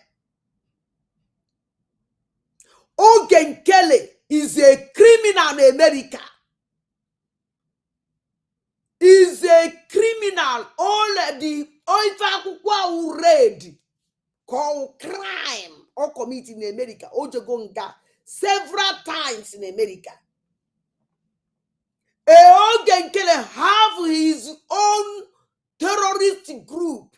He recruited also. These people na bundi Igbo na harvest their organ na kidnap ndị mmadụ. Please investigate that criminal. Call Alzaya Anyog aka Ogengbele. Investigate Jovika. Jovika have his own group also. Team together with Ngozo Olabugolo Fulani. Call herself claim to be Ngozi Olabese name, but her original name is Halumata Abubakar, Halumatu Abubakar. A woman from Jigawa. She's a Jigawa woman. Please, investigate her. Please, very, very important. Nobody will talk. I Adande Banandegede will talk. Go to Okigwe. Go to Maka. Go to Alondi Zog. The kind of genocide going on in that area is uncountable. You people should do something. Call upon them to put their satellite in Igbo land. Then we see what I'm telling you people. Please. You will see her blogging is in social media. Everything that she do when she recruited or she unveiled, the time that she unveiled her terrorist group is 30th May. You saw it. Is in social media. There is the proof. A lot of proof. Please, investigate them. Investigate them. Very important. Very, very important. I know that you people are living in America. I'm not sure that you are going to have people like you people in America. Our land will bleed like this. Please, I beg upon you people. You people should wake up and save your people. Please. Aswala nyawo yibo. I like to call more about these people where are phone. Actually, on Kande Mafa, on our phone. Actually, on Kande Mafa, on our phone, call about them. Well, I won't have map of you, no, you're wasting time. Then I have one with you. One or two say for her. Man, I find you within you, I can make you go down. Calf me, Jemo. Cables on Choleponoga.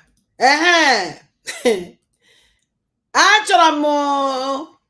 Can you get something now? They come.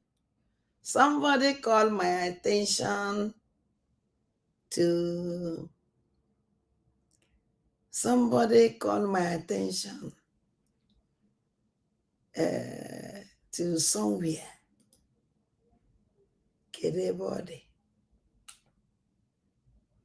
Kedonya no call me this attention not. Somebody call my attention. Very important. When is the person call attention? No. Now, one particular video. Actually, Kunu get this man. Of this mama no every father can map where. Oh no, na neku. Because it's like in our network in Yansobu. Because na comment section, you learn marker. Or my voice is clear. Check go to because one or don't clear can change the network. Because no na neku of my because yen marker. Yen marker na comment section because my jana may go because oh yeah, one on a half taka change. Okay, thank you, my brother. Get on to Kononife, this Reverend Father. Onye ọbụla nọ na-apụga ọsị anya vụrụ ọkụkụ n'isi ma ọ bụ n'akụkụ ọsị anya kwọrọ ọkụkụ n'azụ imekịtakwa na atụala onye apụga vote ibugwo na ndị akpọrọ anyị asị and onye ọbụla iru foto Soludo na post ya atụkwanara ya vote Okay. Now, I support this man one side, but I didn't support him one side also. No. This man is going to say, no, one if lo okuko bu okuko n'aka, bulu okuko n'ọkpa, bulu okuko n'isi, bulu okuko n'azụ. So na ya wa apụga. Ge vote kwere nie. Na ọnwụ na ivotu olo na apụga kpọrọ fa asị. Ya gwazie anyị kere onye fụrụ fa n'anya. Sonso ebe a ka ndị against him. Mana ọnwụ dat na ọ na-ekwu maka Soludo Nwamgbe ahụ the criminal na enwere na Anambra steeti. Nke ahụ dị iche. Na ọ na-akpọ ndị mmadụ veje na-atụ vote because you can never use your time to go and vote or somebody na-egbu ga-egbu. Mana all of them ma Soludo apụga mba ka mkpọrọ ma Soludo ma ndị na-ebu azịza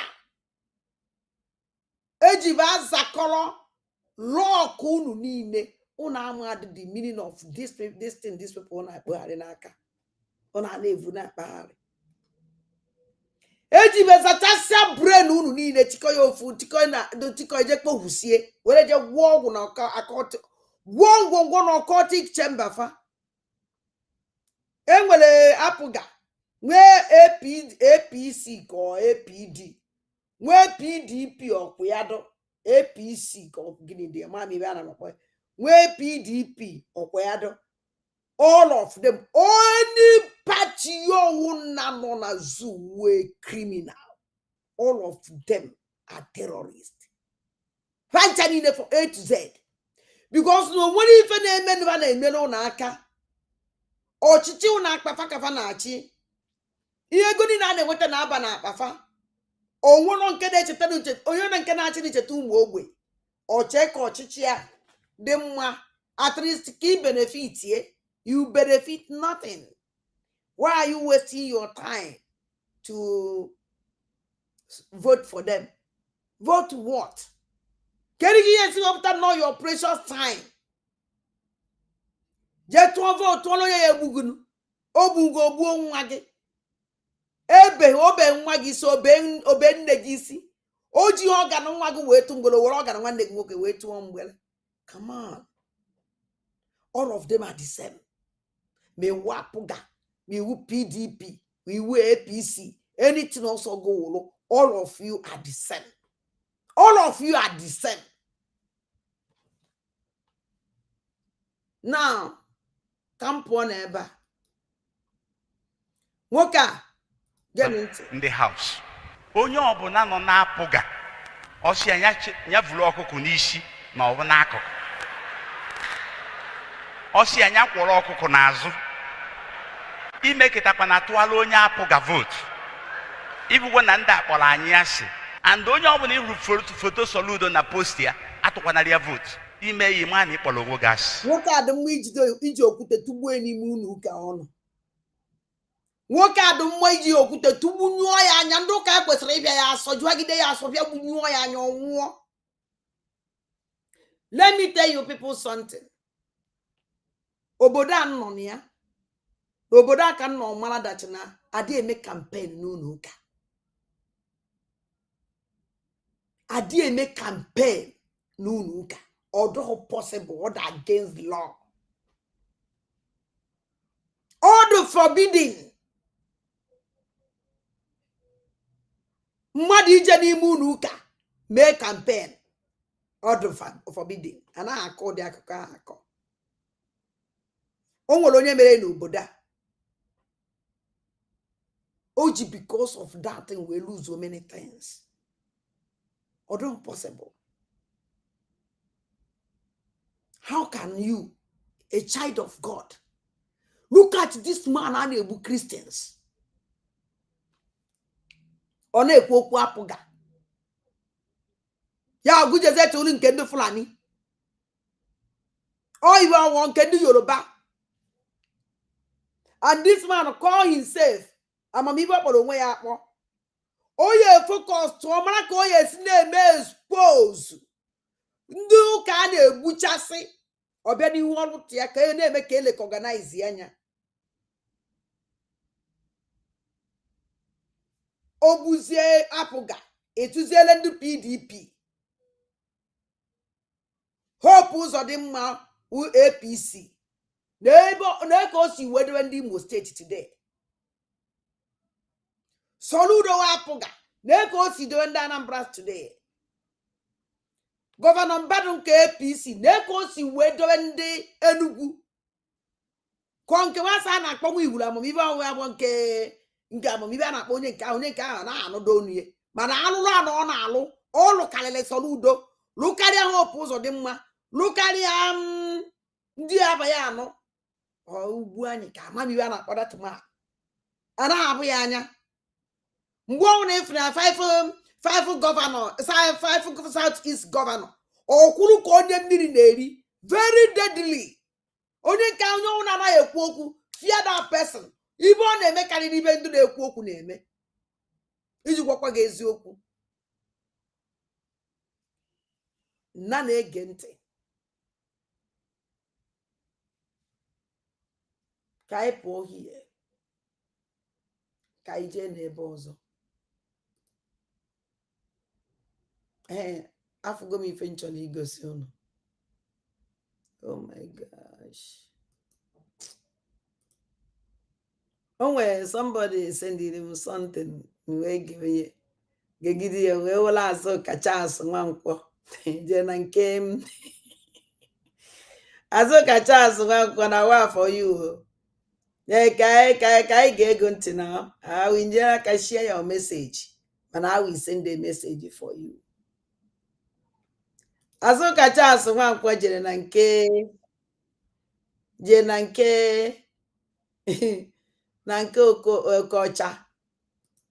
Okocha na life azụ kacha asụ Nwankwọ wee bata na nke Okocha ikwu okwu wee pụta ọpụta nwuchi kamel ya ọnọ off kamela were kwuo okwu kwuche okwulada ọkwa badu ụnụ mana m nwa ada ndị mba na ndị egede a na-ekwu okwu otu o si wee dị okwulada bad but I want to achọrọ nke unu gee ntị ife Azụka Charles Nwankwọ kwuru na nke Okocha gee ntị. Mr. Azuka, if you don't mind, can you show us your video so that we know who is with us? Oh my goodness. I am so sorry where I am. I'm just right in the hospital right now, but I just saw your broadcast and decided to come in. And that's why I cannot show. But I promise you, I have to be here tomorrow again to show my face so that the whole world will see my problem. face. Sorry, I referred to you as Mister because I never knew you were a woman. Yes. Now, okay, nwoke na-aza Azụka. Azụka Charles Nwankwọ. Nwoke na-aza Azụka. So you can blame him anyway. All right. Yes, okay. Mana na Igbo ndị ama na-aza Azụka ụmụ nwanyị. Mana ndị be anyị amụta nwanyị na-aba nwa nwoke ha otu aba nwa ya otu aba Igbo. Yeah, my name is Honorable Azụka Charles Nwankwọ. I'm speaking from the United States of America. Thanks for joining us. And I want to thank you for all you've been doing. I've watched you, and I know that you are doing an amazing job. And that is why I have chosen your platform to speak this morning. Thank you so very much. And you're welcome. Okay. All right. Amidst the perpetrators of crimes in Nigeria, when the federal government continue to negotiate with these people who have ransacked villages and so on and so forth, there is a new dimension and a new twist that these people are determined to jail the leader of the indigenous people of Biafra. And the court has fixed for, November 20th for his conviction. That is what we are hearing. What do you have to say about all this? Amidst this, what is it called? The Peacock of Nigeria had earlier set him free. So what do you have to say about this? I asked this question, Mr. Kocha, what do you expect? This has been predetermined by the Nigerian government, by the politicians, the so-called politicians of Nigeria, to jail Mazi Nnamdi Kanu. And I must tell you, the whole world is watching. We are watching. Everybody, all eyes are on Nigeria right now. You know, because Nigeria can never respect their laws. Nigeria has never respected their laws, and they pick and choose what they do with their laws. And that is why it is a shame that the people who are supposed to speak, out at this dying period, are not even saying anything. But we're watching to see what Nigeria, the more shame Nigeria will bring upon themselves. You know, we are watching everything.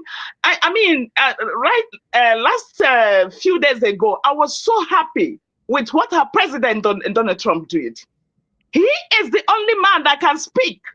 He is the only man that can speak the truth to power, and he has been able to do that. And I'm so ashamed that I'm coming from this sham country that cannot respect a common law that they put on paper. You know, and look at what is going on around the world. Look at how everybody is centering their eyes on Nigeria, and Nigeria that has been the most courageous country, that has been the eyes of the Africa in the whole world. And this is the shame they're bringing upon themselves. They cannot respect their laws. And it's a shame, I must tell you. I know that a day like this is coming, but I always tell people that what happened before is about to repeat itself, because God has blocked their ears. What happened to Pharaoh is about to repeat itself, because history has a way of repeating itself all the time. And look at it. It's about to show down. And we are watching to see what Nigerian government is about to do. Let them jail Mazi Nnamdi Kanu, and they will know that we have thousands, hundreds of Mazi Nnamdi Kanu around the world. Okay? So that is what Honorable Obiagwocha was actually saying, that this is not all about Nnamdi Kanu, because Jendine Nnamdi Kanu will not stop the idea that these people are being marginalized, that there is two laws in this country, the one from the north, another one from... You know, even when you want some certain things in the buy even now when you want even the buy let them dear our leader Mazi Nnamdi Kanu. Then we know that is the people more than our leader Mazi Nnamdi Kanu. Yeah, back come up. Imagine our leader Mazi Nnamdi Kanu. Obato Bie, very determined. Where put that? They nail him down, even with this Azoka Charles Nwankwo. Bring Obato Bie down. Azoka Charles Nwankwo, Adambe Weregi wo. Okwu kwukwere makwara mma. But no as say so we can pinch you again at your heart. Let me pinch you. Because even the kuno na wuri funu na eme. Unu na ekwu ozo ma no obi unu na eme ozo. Azoka Charles Nwankwo, they never Obato Obie, our leader Mazi Nnamdi Kanu down. Obato Obie come up. Amadam Azoka Charles Nwankwo, Iso na mmiri lili Obato Obie today. Iso na mmiri lili enu. Iso na mmiri lili Obato Obie. Because one potalo stand there as one child. Ewu Ngozo Alabeze can never see this thing. And don't go away to Ngozo Alabeze. You bring her in and you know her. Because who need on a people's club of Nigeria. You know Ngozo Alabeze more than any other thing. Is your friend. Why do you bring her in? Now Obato Bie Dana. Una blackmail megide blackmail ọbata obie. Madam Chance Nwankwo do God isikwa that na millions of our leader Mazen Nnamdi Kanu. If that millions come out, can you recognize that person? Can you help that person? Can you protect that person? Honor my question. When Obatobie come up, did you protect him? You didn't. You did not protect him, Madam Azuka. Charles Nwankwo. Not a millions of. When that million, that is million, but do you know why they don't want to come out? Because I have to go house about 2 Unu ni nede. Kunu si we protect Obata Obie. Kunu si agbambe ba wadida Mazen Nnamdi Kanu da wadida Obata Obie no. Onanka that million sign yes. Kedi ka yesi we bi. I put you some for these things. Kedi for your courage to come up. Kedi your courage to stand up. Kegwakene Madam Azuka Charles Nwankwo. Now in us now, the whole world are watching. We are watching. What are you going to do, Madam Azuka Charles Nwankwo? Now what did Mazen Nnamdi Kanu on a zoo? Madam Azuka Charles Nwankwo, if you are strong enough, una na something the medical. And this new honorable na People's Club of Nigeria. Because I'm not maybe not wearing your honorable. Madam Charles Nwankwo, please. I do respect and the war potawa. Ana makwari gugu. Why na akwari bie? Madam why akwari ya too much makana atorongom na ga urobo. Atonyurunga anya amudurunga mu watakere kewo. Ha chakwari. Hana police kwenu. So kwa ikuri ewele mi iwe. That name millions of our leader Mazen Nnamdi Kanu. If they come up, you people will bring him down. If he come up, anyone will be putano. You people can never let him be. We are trying everything to crush him. How can another person will rise up? Tell me. How can another person will rise up? That is many dangerous men, very strong, very hard. When he get capable to rise up, but because of attitude of you people, betrayal and sabotage, that person, chicha obinicha moya juoyi, obinicha moya juoyi, obinicha moya juoyi. Only to yendi what I may say on today. So please, kainege kwagon dasen can collect wagon and car. Can picture your heart. That we never forget. And you came on you bring Ngozi Alabeze that back. Go on your complain that this is strong, and you know that woman is a very dangerous woman. And you know that Ngozi Alabeze was a friendly woman. And you know the mission of Ngozi Alabeze, Madam Azuka.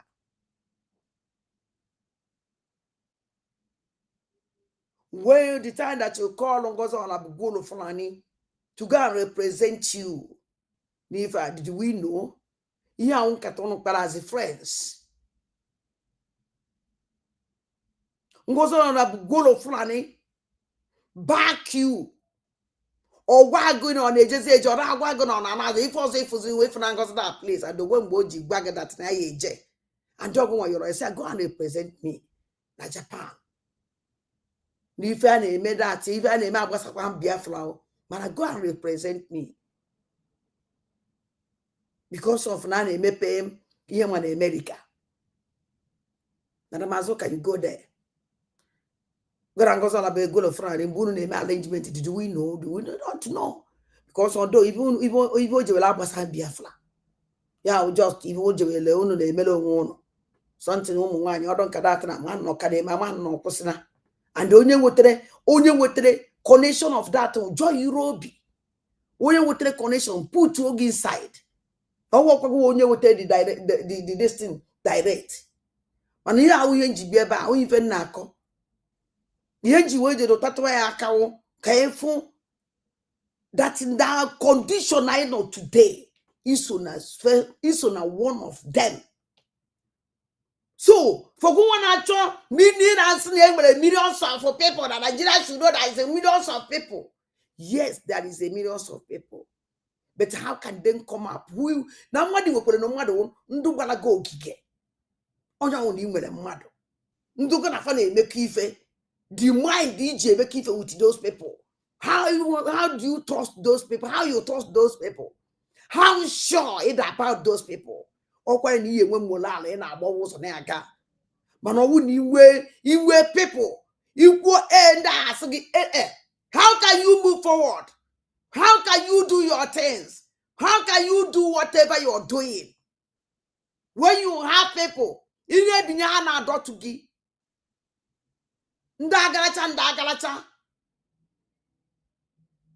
you see, so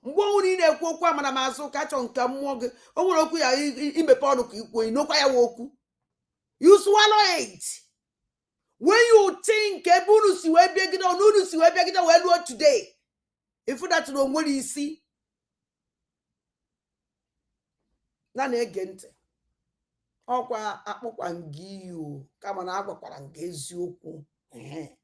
the south, so and I'm man, I walk one more in Kewezo, and other one calling them, oh, man, you call them, Makana was a cancer before, and the pitch is good for me. I like it.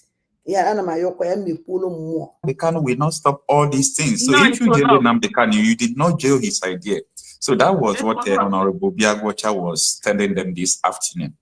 Exactly. You know, and look, let me tell you.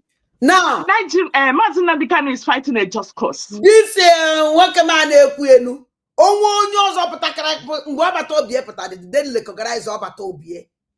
This nkwocha ke so nwocha ke so nwocha ke so nwoji. When obatobie come out, they don't recognize obatobie. The answer is no.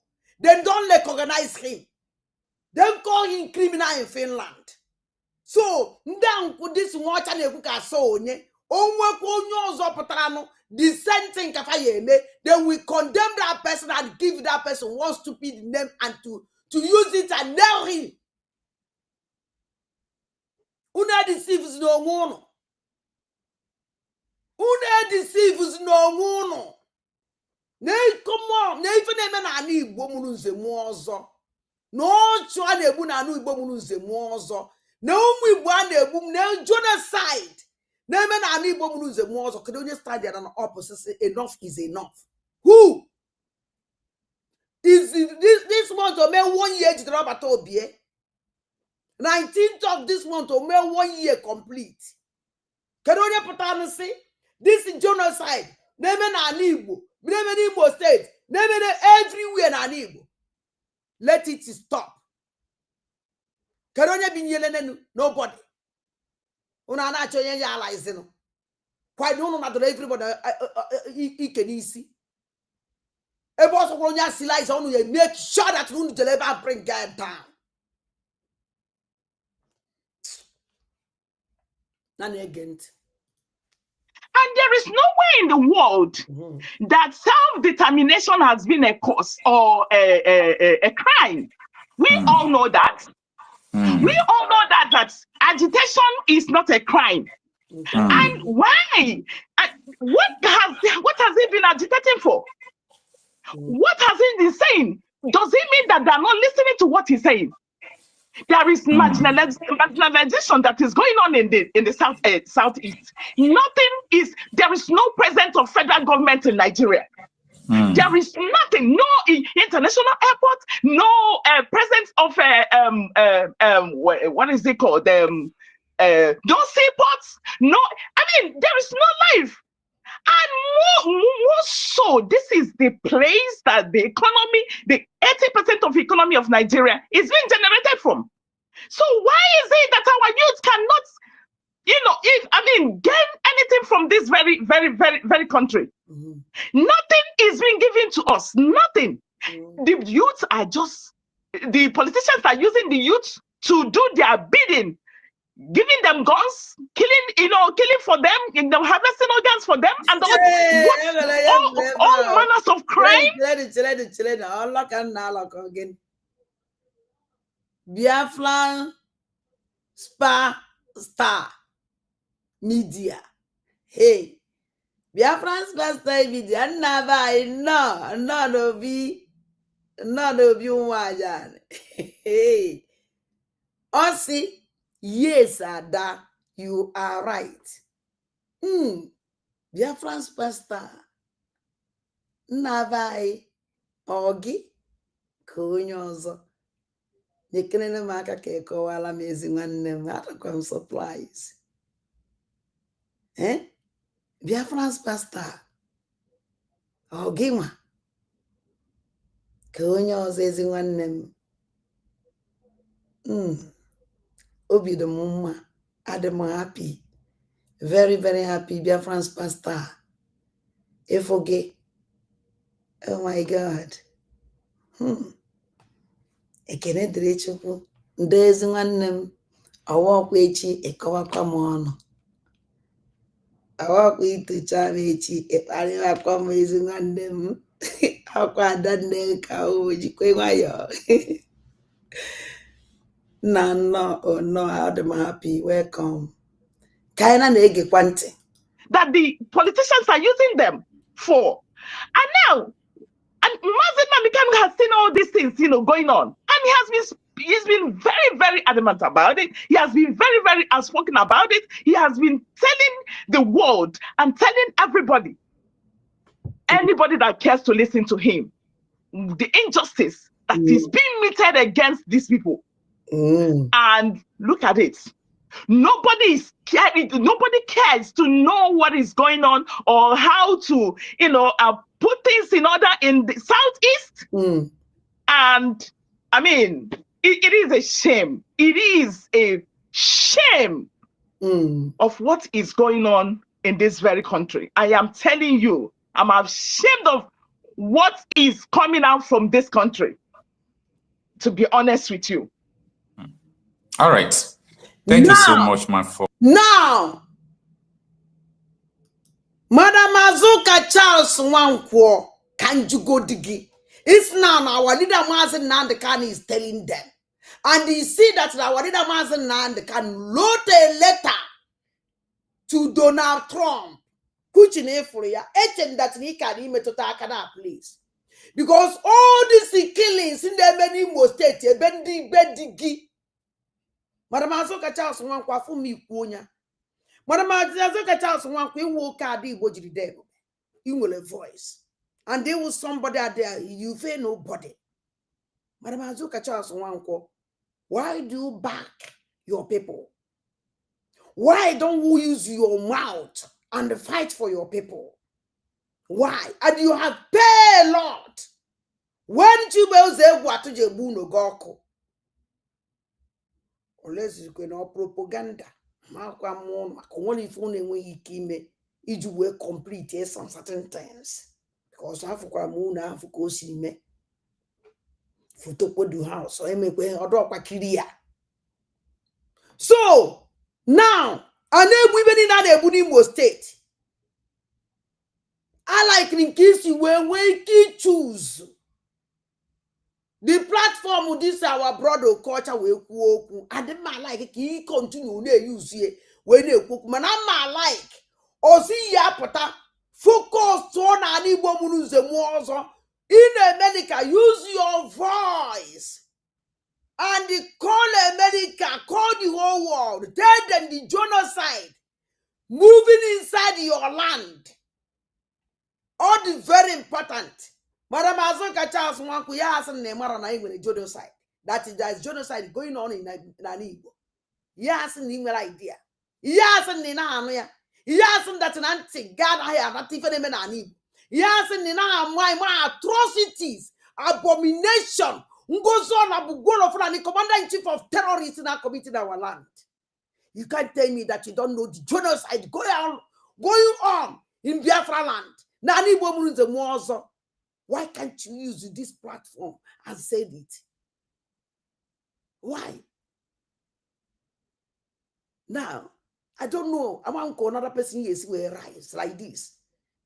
Hence, I go on person call a spade a spade. Don't call a spade a spade. Ma like in a share kuku, you will ever amakakwa. Yes, so I like me if you could. I do come happy in Ikuroku. And then anytime Ikuroku may she anya. But they born on for Equita has panking Equita like ideas. And I got and they get it. And one more you. Eh no. Oh, one woman about the number. I put a quantum talk or ham known. And then I can me on when you musubu. I don't want anybody's friend. But I want people's friend. Don't have a fountain of full name and buy. Call a spade and dispose it. Manamazoka Charles Manko. Equally one on Bella Warida. Equally one on Kula Warida because you have that voice. Mogafana Bogi. Wage Buago. Okifu mean a woman is some wage Buago. Or don't wage Buago. But to be a wage Buago. Dibe Nana Podo Madamazoka, dear go to Tien. Because when you will eat it to mafo to Madam Azoka. Because I want it over to be on wage buago. Ya can do nature, ndilo nature, and yes, no donko. Kedivana bo. Ebweji, babuago, ko ebweji buago, ko ebweji babuago. Odunke eji babuago. Yes. Egbeji buabuago. Egbeji buabuago. Yes, egbeji buago. Kodonke egbeji buago. Mazimi wana zaman or something like that. Shows that you're a very strong woman, very strong. Egbeji buago ndonna bae. Hey, and I like it no mbumu ajana lege monte. De nyele maka. Egbeji buago goes that na you were a strong woman. Very strong. Very, very strong woman. Hello? Hello, good evening. There. Okay, a jog. Okay, yes, always open. Donna. A jog. A strong name by woman is a jog. I'm talking with you now. That name, Apollo gave a jog. Rise without God, a jog, and protect your people. Binyani kemebube. Afa Isa. And this Nazada no can number one or that in no time. But the only thing more they support you for joy, I can never support. If a man can one togi. Oku kulo kita antogi no kuku. What be no mistake? What be see we die? This is me. So, okay, one more nice because on the car packet of tarifa o. Hama come up again case of ifa. O packet of patala. Ke gente. He. He man odokwam odaitakwala. Oku good daitara. But let me tell you something, Madam Azuka. Charles Wankwo. Ebu jog. I like it when this is your name. Kondukutaba kije fruzaifa. You was make afa izala. Si wede in a genuine way.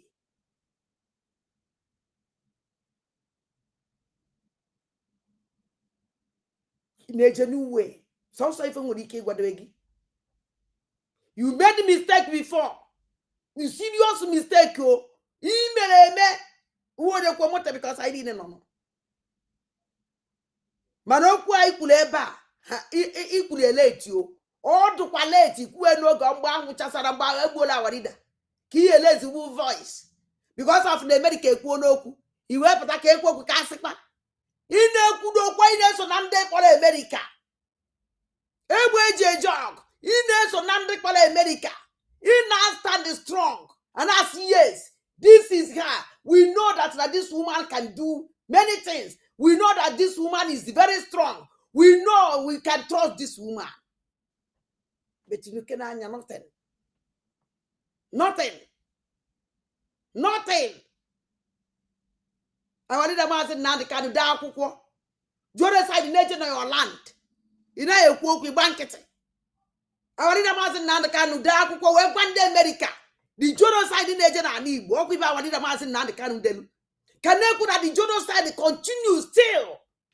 On my platform here. And I'm a teaching course on someone in the TN. Even about abomination. Now our people are going to what 3 year wage job. Kinweben Kurie. I want to mass in the Kanu, the only different I want to mass in the Kanu Denya shows me that my spirit and the spirit of our leader mass in the Kanu goes together. That's now what mass in the Kanu put that today. Or even have to organize a random and naked. Or possible. He wants to recognize me. Because someone and now do great job. Mother did he wear ya. I won't need that I will take the program. Day before yesterday, or yesterday, or day later. Oh, I saw what Mama Kiben Kukoji day later. No, don't go there. But even now, we spirit to work together. Same way, your job, this message is for you. As you stand up to talk, ewu kwa nkije eku we nkije eku maka na nka ike kwuru ebe ogbe uhibi ikuru na achọ nke ili ezie your voice harder. What the whole world what is going on in your land? What the whole world the genocide go there in your land? What the whole world the organ traffic your children and your brothers and sisters say me na Igbo up to this moment can na ekwu kita na egbu na egbupụ na atụ na egbu na egbupụ. Ọkụ ụmụnne gị ka na-egbu ibe ahụ. So mgbe egbe eji jog biko onye nwanne m ụmụnne m sendiri m unu hụkwụkwa ya ka o kwukwara ọzọ biko unu sendiele nye because o kwusigo ihe ọzọ nsi m egosikwado na ya emechie. Now I will go to Ginako. I will go to Nedi Woko. Nando Tie. Let me go to Nedi Woko. First of all, can we start the program? I will put even Jejuwe.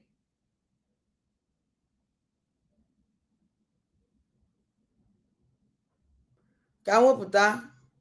Ihe gbawara m obi this morning. Ịma na ihe niile a na-ekwu na social media gbasara Nedi Nwoko. I don't say something. I just keep quiet. The first time this thing bidoro, I just come out. I just send a message to Mama, this little child. What a clear. Send a message. Then keep quiet. Wakwanketi. Then know when I'm kucha how serious warning. Because someone when I hold to those or say for can for my kind of major deep. And a major deep. Buy more for my free and the mother follow. Whoop up and the mother affair. Number one, I told me what you need to walk on a stair. Na unye. I call unye call. Very disgrace is no one and the very distracted now. Because no game can need to walk on a unye nazo. Number one, need to walk on a unye and what the walk on a selefano. Cha. Because in America, China, me something. Basala Nigeria. Need to walk on a unye full akoko jura social media.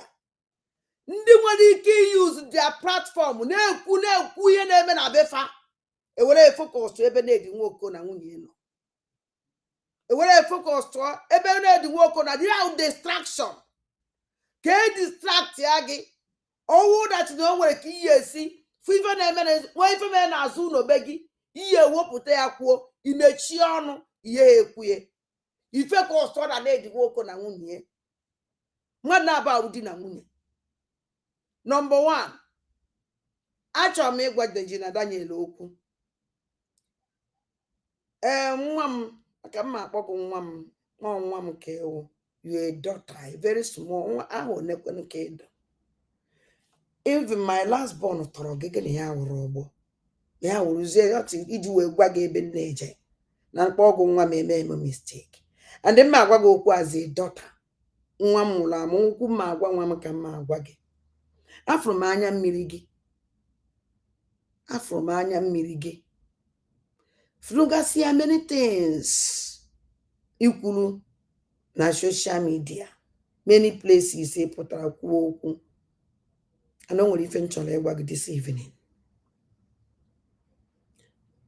ihe m chọrọ ịgwa gị odugo number one ka m dress go all these bloggers na-ede ife niile fa na-ede na-ekwu ife niile fa na-ekwu ma ndị na-achị ọchị ma ndị na-asọpọtụ gị ma ndị na-achị gị ọchị number one iwelegodo ndị a na-achị gị ọchị after those people because ụmụ niile ya like gị number one.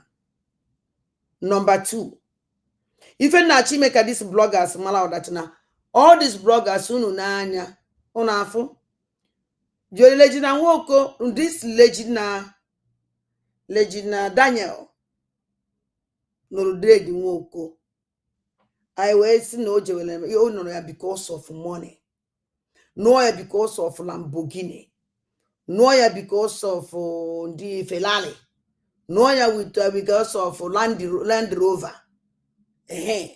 you know it because of wealth, everything. Yes, all if I could.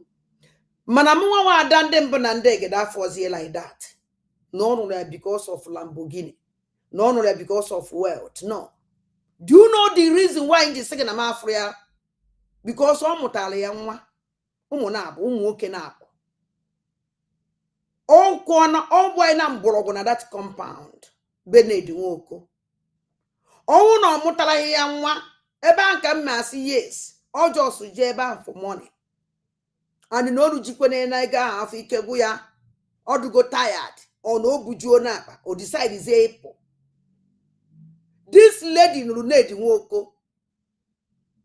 Always oku that not on ya or tolo ya otowale ya onu. Oh no ni izinula agadi nwoke na Igbo. Na zoo. Na Igbo maka onye Igbo ka ọnwụ. Legina Nwoko awụrụ onye izinụlọ agadi nwoke Bianca ono ahụ one ka ọ dị mgbe Ojukwu nụrụ ya ka njụ na ajụjụ Bianca ono ọdụ ahụ one mgbe Ojukwu nụrụ ya ọkwa the same age na ọnwụ na Legina Daniel atọhụ Bianca mgbe ọ nụrụ Ojukwu. And the Bianca mara mma Legina Daniel ọmakwara na mma Legina Daniel ọmara mma Legina Daniel and the wule model Bianca is a model mgbe ọ nụrụ Ojukwu. So you can't compare Ojukwu and the Bianca ono. And the Bianca na can aza Bianca ono up to today or there's a Bianca Ojukwu. For Azal Bianca no, she returned that name because of her Omuma Heji we Maria. The same thing that this lady me. He returned there Legina Daniel because somebody mama. Only and need change Nedi Nwoko. No. Omutala Nedi Nwoko umaka. Umunabo. Komutalia. So, Oje eba because of Ferrari. Oje because of uno for Ferrari ya hamunwa. O choi kechi ahwe oje hamunwa kechi ahwe ya. Oje ona akwụkwọ ọgwụ. O ma ibo ye eme oje family planning. Oya hamunwa. Mbosi o jiri ya ọpụta jewala onwe. Mana o mutara ya ụmụ na-abụ. So unu bi una stop ife unu na-akọ. That's not because of wealth. Yes, I blame her mother. Mana Ivanya, this girl is no choice here. Start that is near. No one want cholo. Oh, when you go on ya or because of go no the woko. And do you for cholo, no mas na like you know I got the woke. Oh, well, and the like Riano. And even when he kid you know this guy, only when he came in a cake a coco.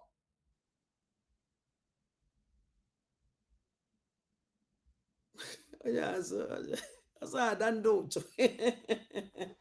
How can I know for some people name very for na-enye ma enwe m anya ụfụ nke ahụ anyị na ihe na-ekwu mmadụ dele m ada ndị ụchụ. So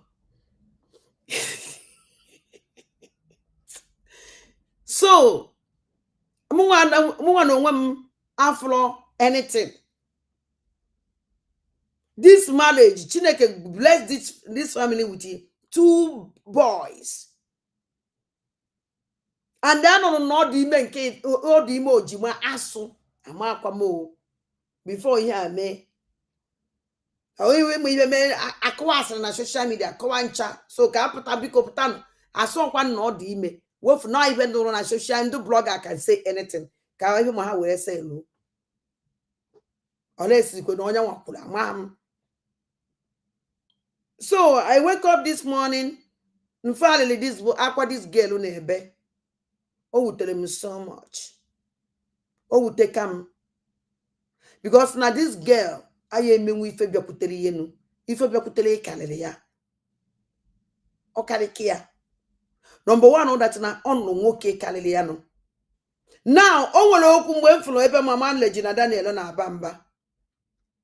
Now, when I ask na need woko jeje na style actually to agent was somebody ye when you test style. Yes. If this girl, if the woman who could wear yoku, because Ned Walker, nobody know him before.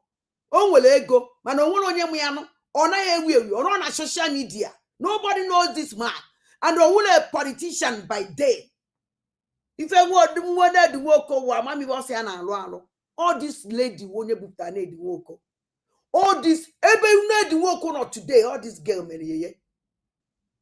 So, and this lady is a proud of that man. Ona afube mebo promote you need woko. Ifele need woko ne afube me before. Imbo na afia na need woko na happy. And on a dress well, very proud of need woko. So for na ba mu ife na eselefa. Anu na need woko na this girl if a kuchi only kid possible. Because one afia as matakle. Ned work is there, work jiwan you lemone. Or your mistake, oh melo. Oh, no, work agadi work the single. Oyela ha tafu.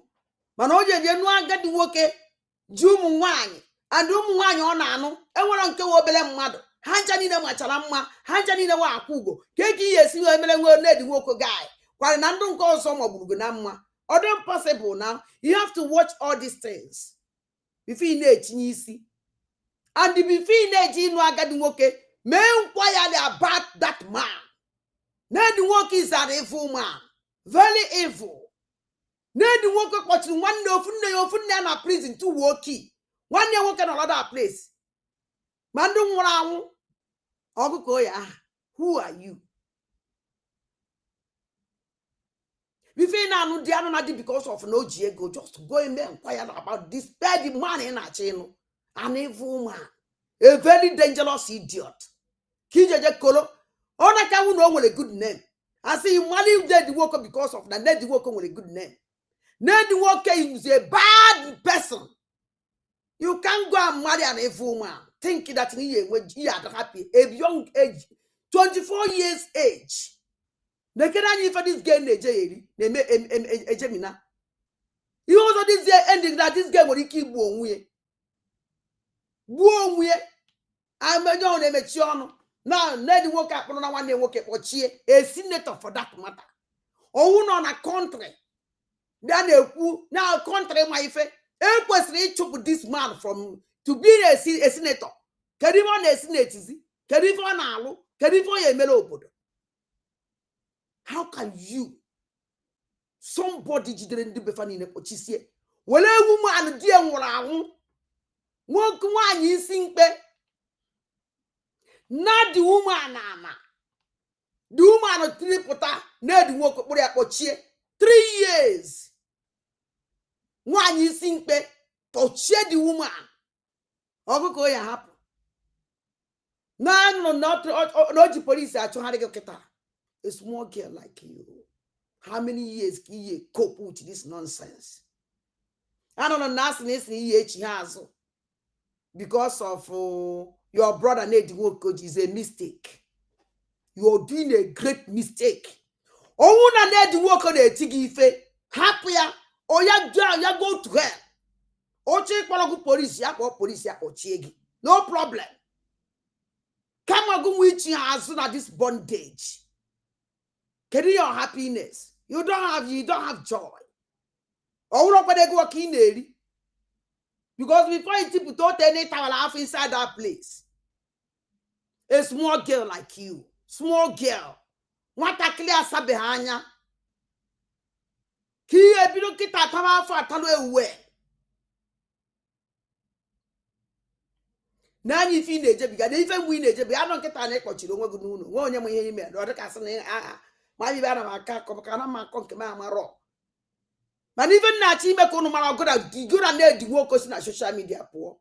We have a problem. E kwesi je file na social media. Owro na di wo ko na leji na ka ye na aya. Mbunu makatara ya makwa.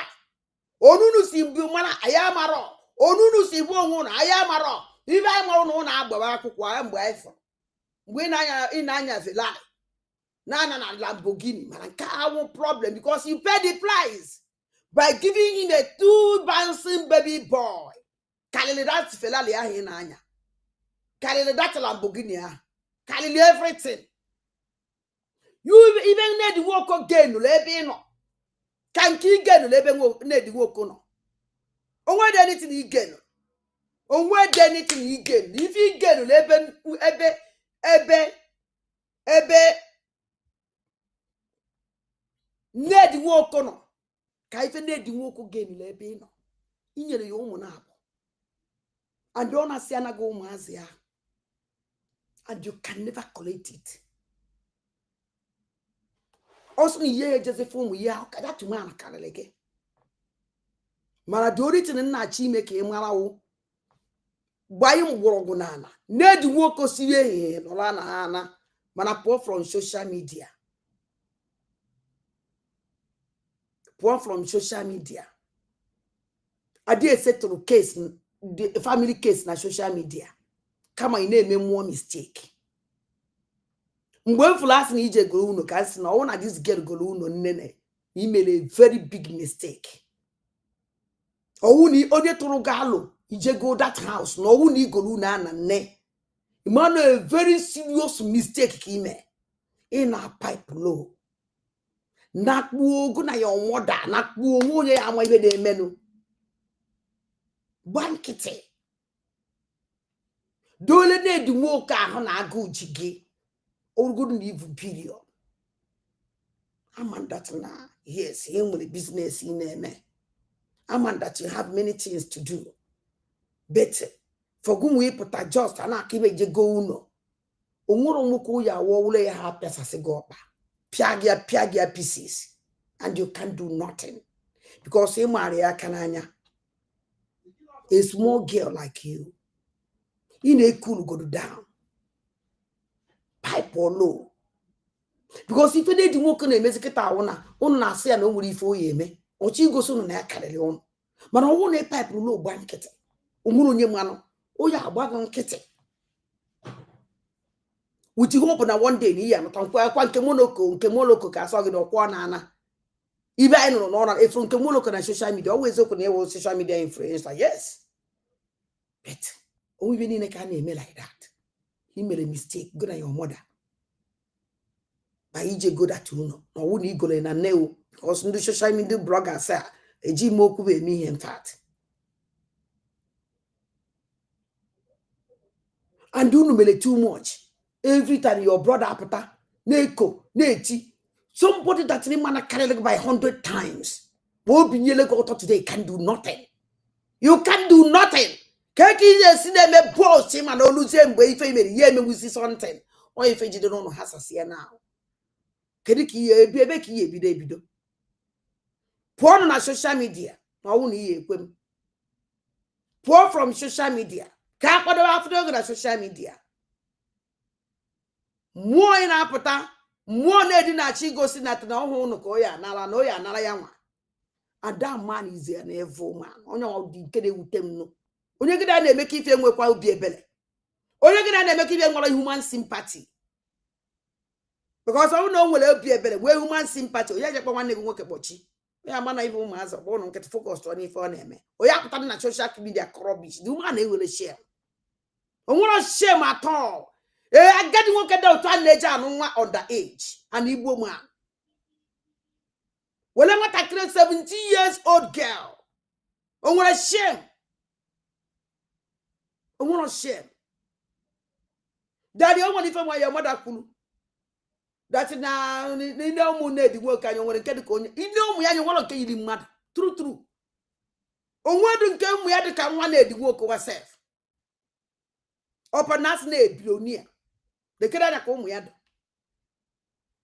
de keda na ka ụmụ azị dị ana m adị shame bo na fra na picture. So my sister, can the bag get to go to believe you could ever then Guys, it's okay to laugh. It's okay. It's really okay to laugh. As per, when she was flaunting the wealth. Oh, when she was flaunting the wealth, were we enjoying it with her? It's okay. But nobody ever flaunts their sadness. No one ever does that. You know why? Because of this very reason. Mockery. As long as you're not in my shoes, you will never understand. What were you guys expecting me to show off? That I was being beaten? That was sad? No. No. And yes, actually, I think I'll break this phone. Because all of... Guys. Now, I think I will break this phone. All of this girl up on social media, they have a push on the only thing you say, I na mama Regina Daniel na anu ife ya kpọrọ nwata clear Paul from social media. This is the time this girl need the most. Ya kpọrọ nwa ya pụọ na social media and take good care of this girl. Onye anwụ nwata clear, very small, 24 years old girl, a very small girl called. Please, ma, take this woman, this lady, this small girl out from social media. If not, even now where ya ko chie page ye onye desirine ya from everywhere now. Because the insult ndị kpọrọ ya asị ye na edeliye o nwere ike ije wee gbuo onwe. Because problem this girl nwere was the problem in need nwoko. Problem this girl nwere keta ife ndị mmadụ na comment section. And all that comment ya even nwere ike egbu this girl. Please, mama Lita Daniel ka so gini ka na akpọ ga mara ma afa gị. Mama Regina Daniel. Mgbe nne na-akụ patapata agago. O nwere mgbe ọ na-awụ olu nne apụta stand as a mother.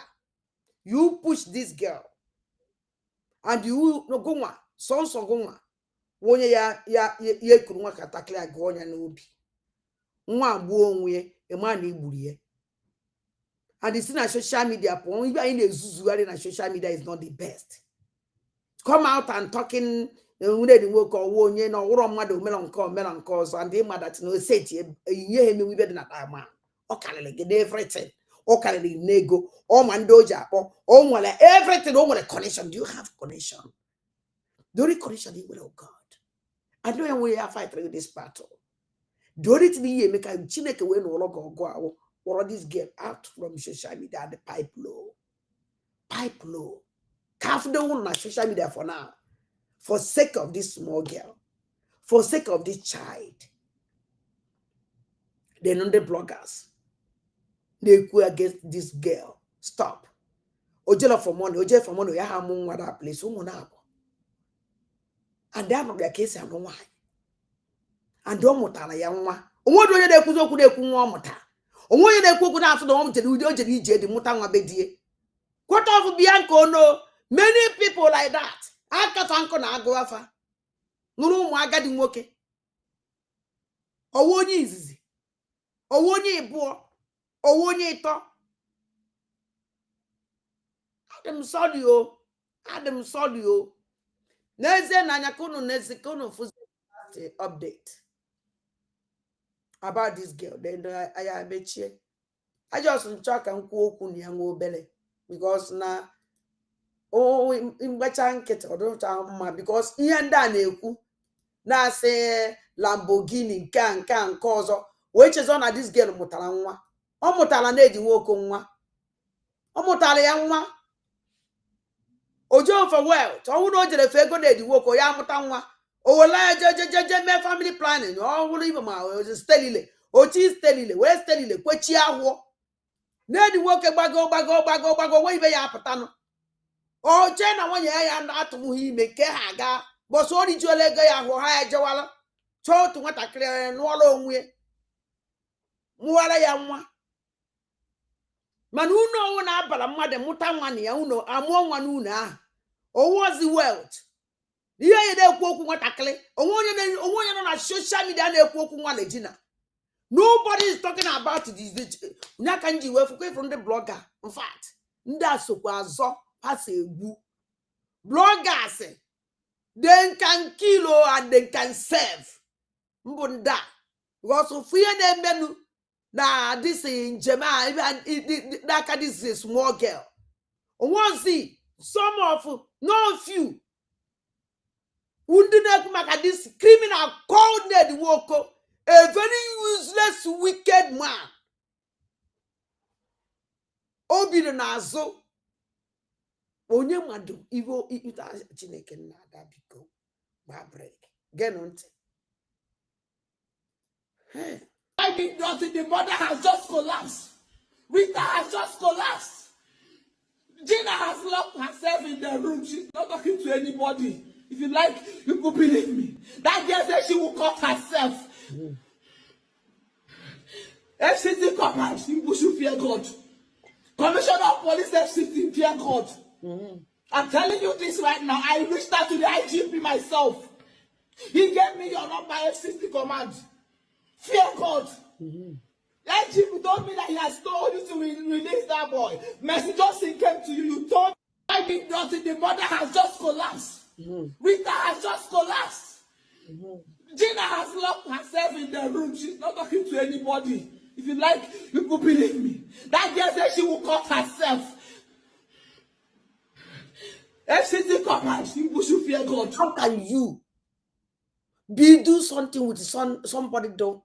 Onwe debe esi we kwu esi na eba ka esi we mekọta bụ yibe. Ụmụ nwanyị one ka this man all of them, they are very beautiful people. Very beautiful woman. Konro. Onwero nke jọrọ njọ n'ime ụmụ ya nwanyị. Adịbacha dị the young. Very young go. Ụmụnne, the line is open. I mechie nka izu ike echi wo Saturday. Anyị abịakwa. Ọ na-anụgo ihe niile m kwuru.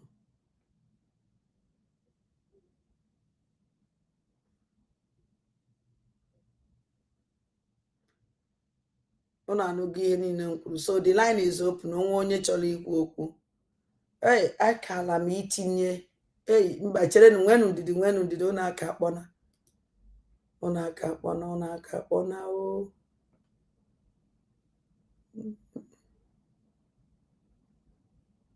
Ọ na-aka akpọna.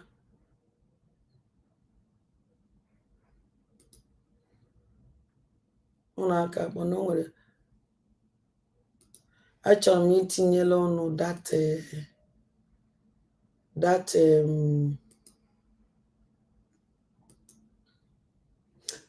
ikuku na nwere program o mere maka ihe ma our leader Maazị Nnamdi, leta our leader Maazị Nnamdi Kanu delu. And mma ala ka ị gekwa that letter ọfụma. Achọrọ m ala ka ị ga-enu that letter lead by our leader Maazị Nnamdi Kanu. Ikuku na gụrụ nnọọ that letter ahụ nnọọ onosi wee masị m. Ọ gụrụ ya nnọọ otu o si masị ada.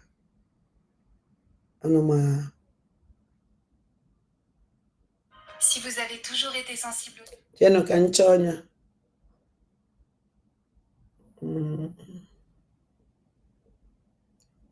All of this one.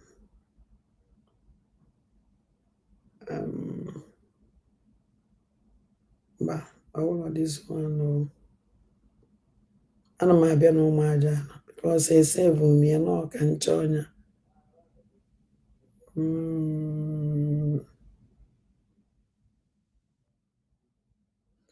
Okay. What to go me? My like I get one that letter. Awaja no ike gwụrụ no onye ma kedu afọ ya anụ aji egwu ya afọ ya anụ ụmụnne m biko ogini ikuku na ogidi ngwanụ geenụ ntị. Breaking news. Mazi Nnamdi Kanu writes Donald Trump over the crucial judgment day of his case in Abuja. Hear the news in details. Wonderful people of Biafra, lovers of freedom all over the world, you are welcome once again to Biafra Unite channel /television this very moment. Today's date is 6th of November 2025, and I have breaking information for every one of you listening to my voice right now from wherever you are all over the world. Biafrans and lovers of freedom, I want you to pay very good attention to this very news because it's very, very important. I can assure you, my people. Mazi Nnamdi Kanu, the leader of the indigenous people of Biafra, IPOB, has written direct message to President Donald Trump of the United States of America over not only his incarceration in the DSS dungeon for the past 5 years, but also the crucial judgment day of his case, which is coming up tomorrow, being the 7th day of November 2025. So without further ado, we are going to go through the letter, and then if we have something to say, we will say it before the end of the broadcast. And according to Mazi Nnamdi Kanu himself, who is writing directly from DSS custody, he said, Mazi Nnamdi Kanu detained at State Security Services DSS headquarters, Abuja, Nigeria. You can see the stamp here, Embassy of the United States of America, Abuja. This very stamp proves that, of course, the letter has reached Donald Trump. This very stamp here is an indication that Donald Trump, as we are speaking right now, President Donald Trump is already with this very letter, right? Now, November 6th, which is today, 2025, His Excellency Donald J. Trump, 7th President of the United States of America, the White House, 1600 Pennsylvania Avenue, Washington, D.C., 2500. Delivered through Embassy of the United States of America, 1075 Diplomatic Drive, Central District Area, Abuja, Nigeria. Your Excellency, I extend warm greetings to you in the name of the Judeo-Christian faith and values we both hold dear. As a practicing Jew and a believer in the Judeo-Christian heritage that shaped Western civilization, I was honored to attend your campaign event in Des Moines, Iowa in January 2020. Your bold declaration on October 31st, 2025, that the United States is prepared to act militarily and cut aid if Nigeria fails to protect its Christian population, has ignited hope in the hearts of millions who have been abandoned by the world. You have seen the truth. Christians in Nigeria face an existential threat. I write to you now to reveal that this genocide is not confined to the north. It has metastasized into the Igbo heartland, where Judeo-Christians are being systematically exterminated under the guise of counterterrorism. I am Mazi Nnamdi Okukano, leader of the Indigenous People of Biafra, IPOB, a peaceful, non-violent civil rights movement rooted in Judeo-Christian principles. Since 2015, I have survived 4 documented assassination attempts by the Nigerian state. On 20 June 2021, I was forcibly abducted from Kenya in an extraordinary rendition operation, an act that violated Kenyan and international law. As condemned by a Kenyan High Court ruling, petition number E282 of 2021. Despite this ruling, I was illegally transported to Nigeria and thrown into solitary detention in Abuja without a valid subsisting charge, and for the sole crime of defending my people's right to life, faith, and self-determination under international law. On 13 October 2022, the Court of Appeal in Abuja, case number CA/ABJ/CR/625/2022, discharged and acquitted me of all charges, ruling that my rendition was illegal and unconstitutional. And a gross violation of international law, the court ordered my immediate and unconditional release, yet I remain in solitary detention over 1,596 days since my abduction. The Nigerian government defied its own judiciary, refusing to release me as ordered.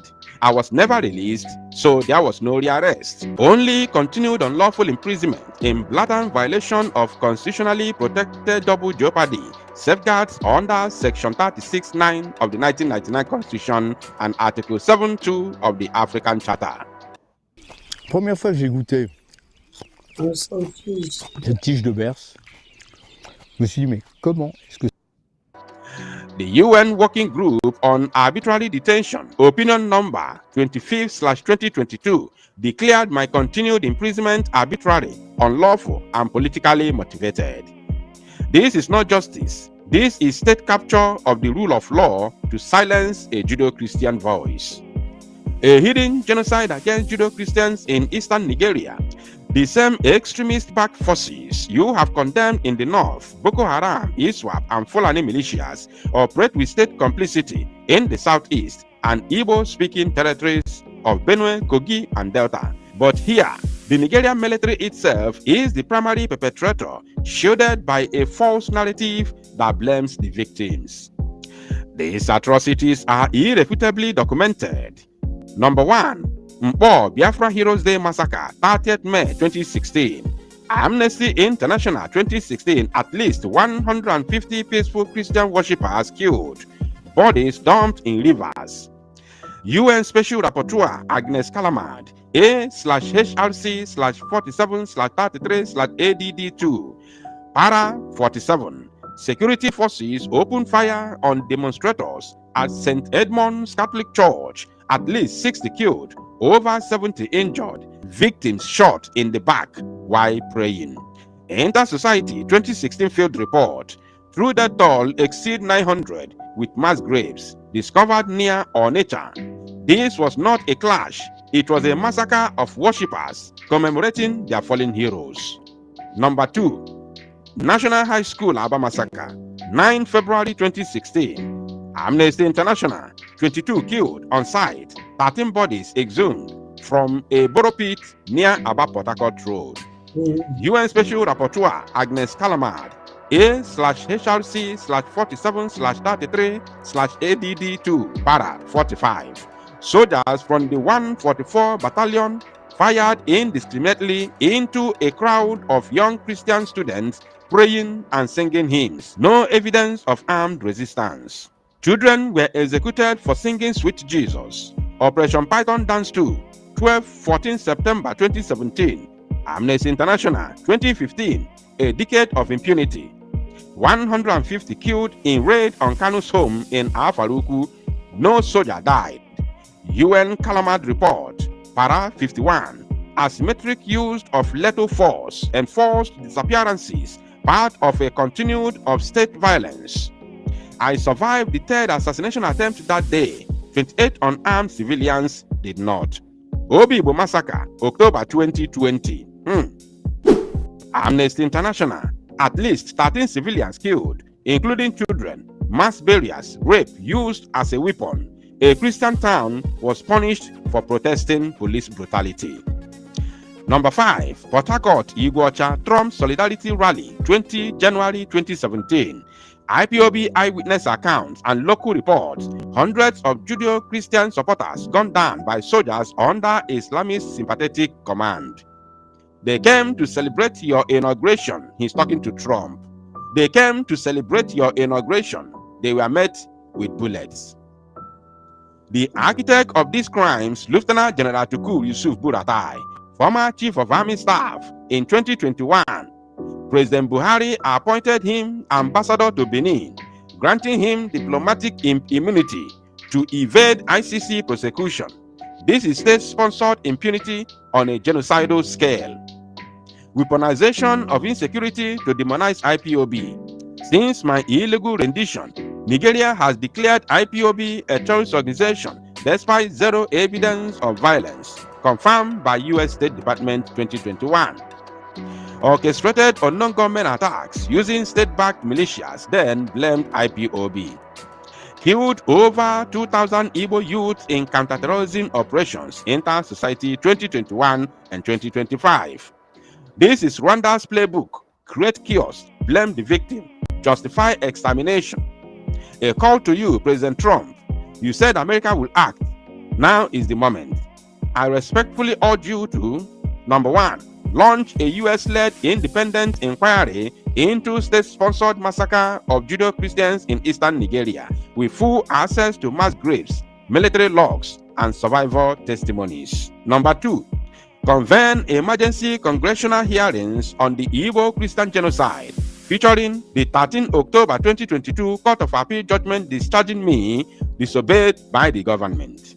UN Calumet report on Aba and Mpo, Nigeria's defiance of its own constitution. Number 3, impose targeted Magnitsky Act sanctions on Lieutenant General Chukwu Buratai, Ambassador Benin, DSS Director General Yusuf Bichi, Southeast military commanders implicated in Obibo. Number 4, support an internationally supervised referendum on self-determination for the Igbo people, the only peaceful path to ending this cycle of violence, as affirmed by the African Charter on Human and People's Rights, Article 20. In closing, Mr. President, history will judge us by what we do when genocide knocks. You have the power to stop a second Rwanda in Africa. One tweet, one sanction, one inquiry could save millions. I remain steadfast in peace, faith, and non-violence. Even from a prison cell, IPOB rejects every form of violence. We seek only justice, truth, and freedom. May the God of Abraham, Isaac, and Jacob, who delivered Israel from Pharaoh, grant you wisdom and courage to deliver his people once again. With deepest respect and urgent hope. Mazi Nnamdi Okwu Kanu, leader of the indigenous people of Biafra IPOB, prisoner of conscience, DSS custody Abuja, discharged by Court of Appeal, 13th October 2022, release order disobeyed, 4-time survivor of state assassination attempts. Enclosures. Number 1, Nigeria Court of Appeal judgment PA/ABJ/CR/625/2022. 13th October 2022. Full text condemning rendition and barring trial. Number 2, Federal High Court of Nigeria judgment, suit number FSC/UM/CS/30/2022, condemning rendition and detention. Number 3, UN Calumet report A/HRC/47/33/ADD2, except on Aba and Mpo. Number 4, Amnesty International, bullets were raining everywhere, 2016. Number 5, Inter-Society, ocean of innocent blood flowing in eastern Nigeria. Number 6, UN Working Group opinion number 25/2022, declaring detention arbitrary and condemning rendition. Number 7, Kenyan High Court judgment, petition number E282 of 2021, condemning rendition. So, my people, this letter you see here, this very letter you see here, is going to put Nigeria in a very, very, very difficult situation. Remember that tomorrow is the D-Day, the day the so-called judgment of Mazi Nnamdi Kanu will be taking place. So this very letter is extremely crucial. You understand? Very, very crucial, because we don't know what, of course, James Omotosho has on his sleeves. So we're going to watch and see how it will all play out. Thank you, my people. To Salo no Mozia and make it go viral. 8 unarmed civilians. Wow, okay. Na ka mkpọrọ na ife ya eme ọnọchị. Ka ọnọchị ọchị na ọnọchịcha ya na-akpụ. Ọzọ achọ nke ọnọchị obere ọchị ụmụ aja anyị. Geenụ ntị.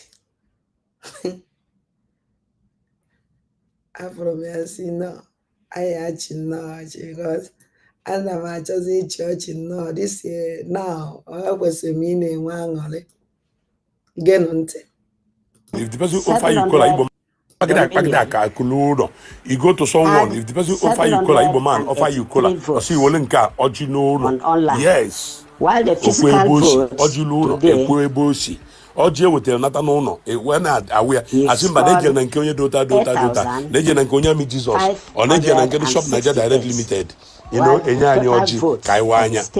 You see, now election is going on in 351 votes. Do you know anything about that? If you know something about it, drop it on the comment section. If you don't know, just keep your mouth shut and be listening to this broadcast. Taking the lead, yes. Now, winning I have a question over this. My name is Onyami Jesus, and they are watching Onyami Jesus TV.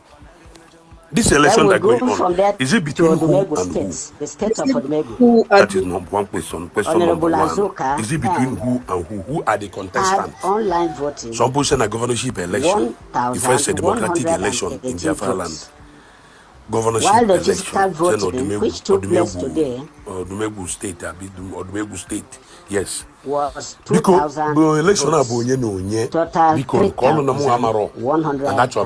votes. Yes. As a blogger does not mean that I know everything. Then the running mates. Yes. And any man who knows everything the knows online nothing. scores for votes were 2,658. Onye bụ Jesus na-ama ibe na-eme.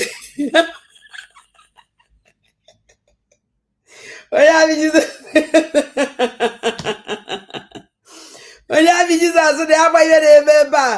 And any man who knows everything knows online nothing. scores for votes were 2,658.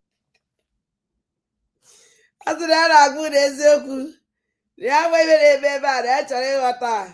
Biko onye ya ejekọrọ onye amị Jizọs ibe na-emenụ ka o mee understand ya biko. Ya sị jee kọwala olu nye biko ọ sị na mụnwara onwe m onye amị Jizọs. Ama ebe awari na Maazị Nnamdi Kanu na-edere ndị Amerịka na-edere Donald Trump leta. Ọ bịakwa Nigeria ka ebe lefe London o ndị na-atụ vootu gọvanọ na-atụ vootu gọvanọ amali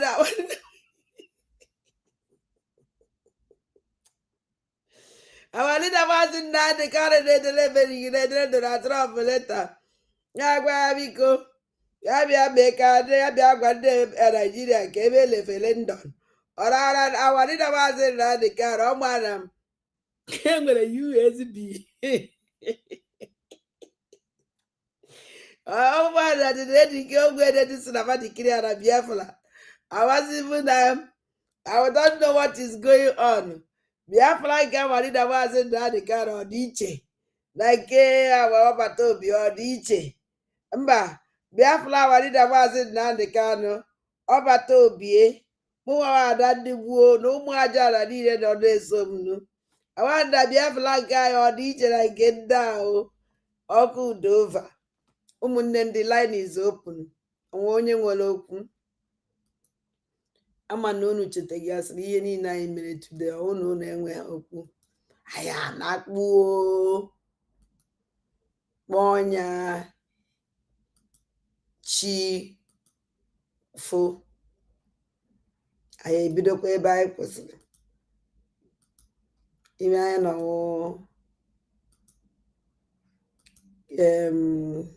ihe a weekend so echi niile mma atụrụ anyị ịmana m nwe ya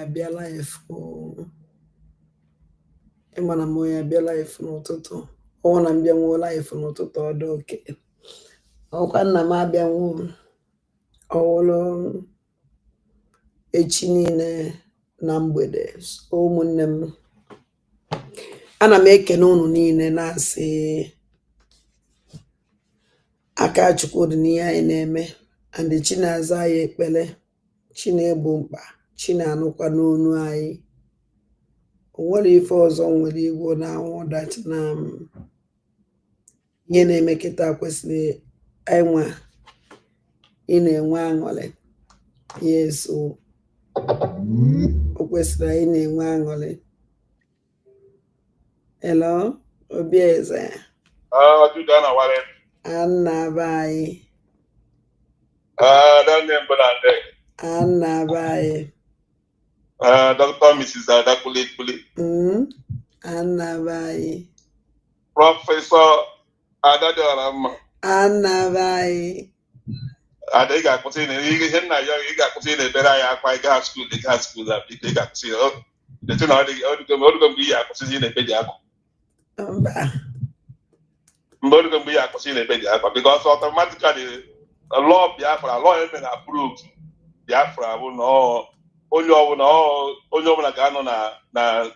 young. Okay, confederating state. Ndị na-asụ Igbo ga na-asụ Igbo, ndị na-asụ Yoruba na-asụ Yoruba, ndị na-asụ Efik ọ na-asụ Efik ha. Then akụzi emejara language eme gaa na apụta na-asị na ị na-asụ English ọ bụ ka ihe ji English were at least edele m Donald Trump akwụkwọ awaride Maazị Nnamdi Kanu dere ide ya n'Igbo etu a French si ede French ime ha de ya na French atapritagharịa ma ọ bụrụ ile atapritagharịa na English ghọtara Macron na-edere Trump letter na-edere ya na English ọ ledu ma ọ personal business ye mana as long as no official French business or French ka ga-ede na French so ọ bụrụ na Biafra na official language ya na English ka ga-use idecha ya n'Igbo gị translate ya na English forward ọrịa the person ịghọtara so ka ọ ghara ịbụ ihe gara amapụ gị obi na my sister ịnọ mma ịghọtara nwoke nke anyị jisi ebe enwere ndị na-ayọ Chineke mere ka ọ dị ka ada dị ọra mma Chineke mere ka ọ dị ka ada dị ọra mma ị gaghị skuul mana ị na-atapụlite anyị ndị prọfesọ na-ekwu ndị prọfesọ ole ka e nwere na USB betu ihe niile oyibo niile ha na-asụ ma ihe niile ala niile ha na-arụ gị na-atapụlite ya n'olu ndị mbụ na ndị egede nke karịrị nke ahụ ọ dịghị izi so my sister enweghị ofu ihe karịrị ụzọ ihe na-abụ ka nchọrọ ikwu dịsa wara na-ajụ ajụ ihe ọ na-ajụ ka mụ na onwe m na-ajụkwa abụ m onye ọdụm egwu steeti biko ebe e mere elekshọn anyị amaghị ebe a nọ ndị elekshọn ya mere ka anyị na-ajụ nkele onwe igwe bụ onye ọdụm egwu steeti emere onye ụmụnna gị maọbụ nwanne gị maọbụ nwanna gị kpọrọ gị resị gị nne elekshọn emekwara ọ baghekwara gọvanọ ya ọ nọghịkwara nna ya ka ji esi na m gwara enwe nsokwa aja eso m onye amị Jizọs ajụkwa dị ise na ajụjụ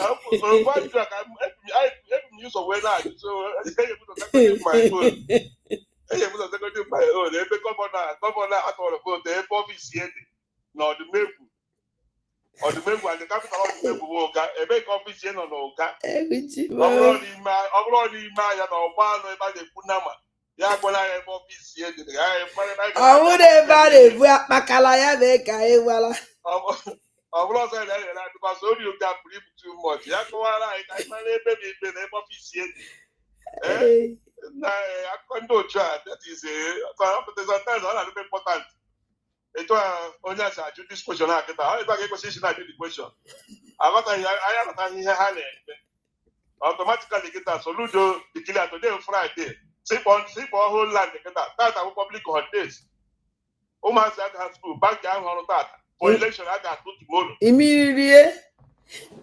Yes. Only to declare our official public holidays tomorrow. Candidate to vote because if you vote before the register at their village, they got that. So Konya has a Honya Yapon at that for example, then I'm not Kakita and one. Obohan short that Rusia Apple have about the last village to vote. So only had time today, each way down on a Ghana, Boga, Eboga have to go to game on about last year. Or in the morning, he will go. Just all we go to Lapa to the all weekend, Saturday, Sunday, to week.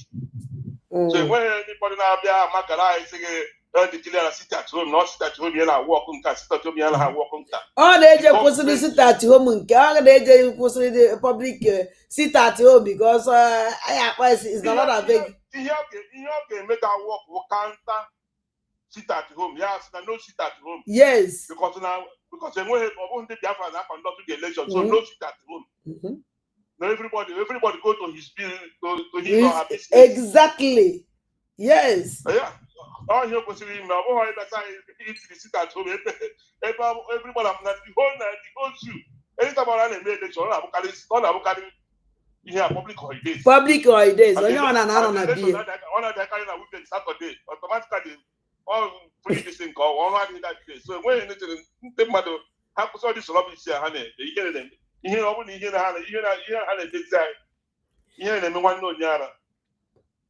I can say I'm make a one idea. Na salute do declare public holidays today on Friday, November 7, 2025, na the whole of Anambra State.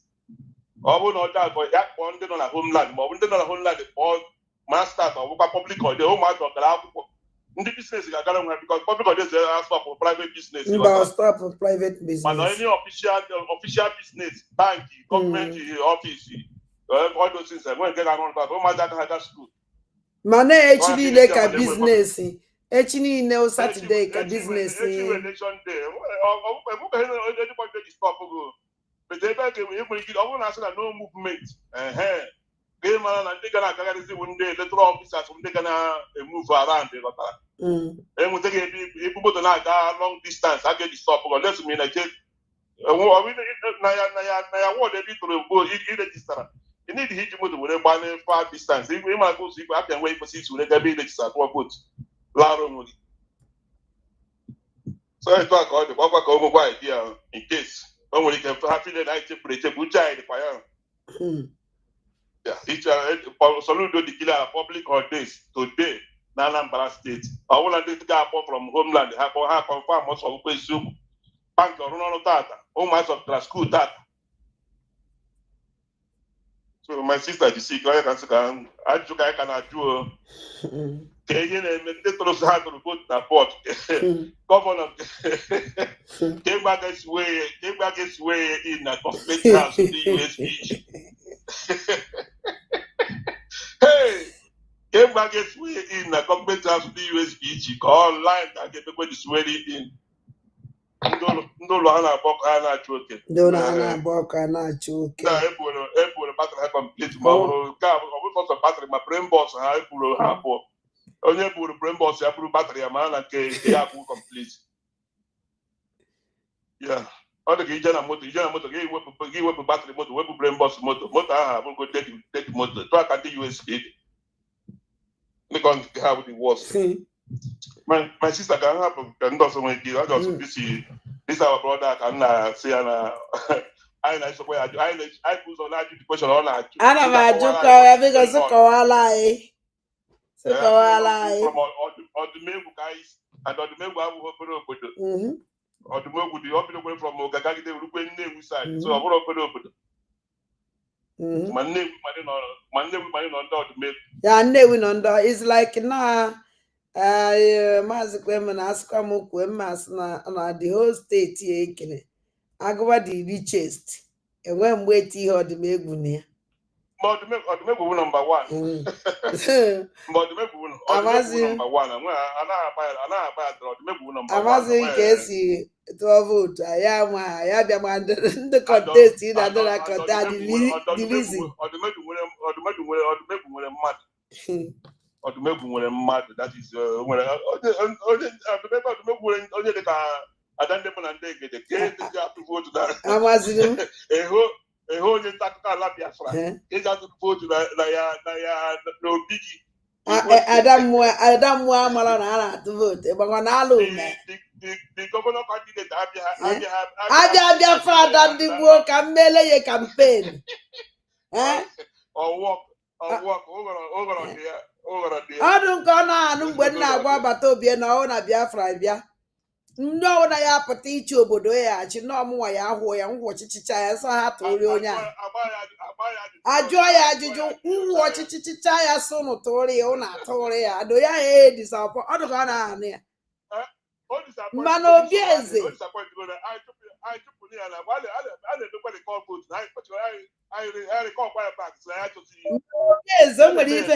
obi eze o nwere ife m chọrọ ịjụ ọkwa ọ na-atụ vootu ka ezi ka Warida Maazị Nnamdi Kanu si edekwara ndị Amerịka leta baa ka eme referendum ka agwa Naijiria ka a kọndọktọ referendum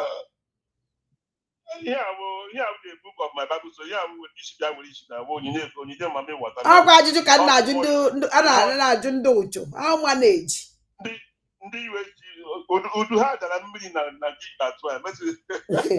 mba abụrụ nkele nna ka oti abụrụ nkele ibe niile na-abịa ọnụ kele nna abụ ibe onye ahụ anyị isi ọcha na France na-arụfukwa onwe ha bụzi ndị nwoke disbụadị ka ana m echi ya ụla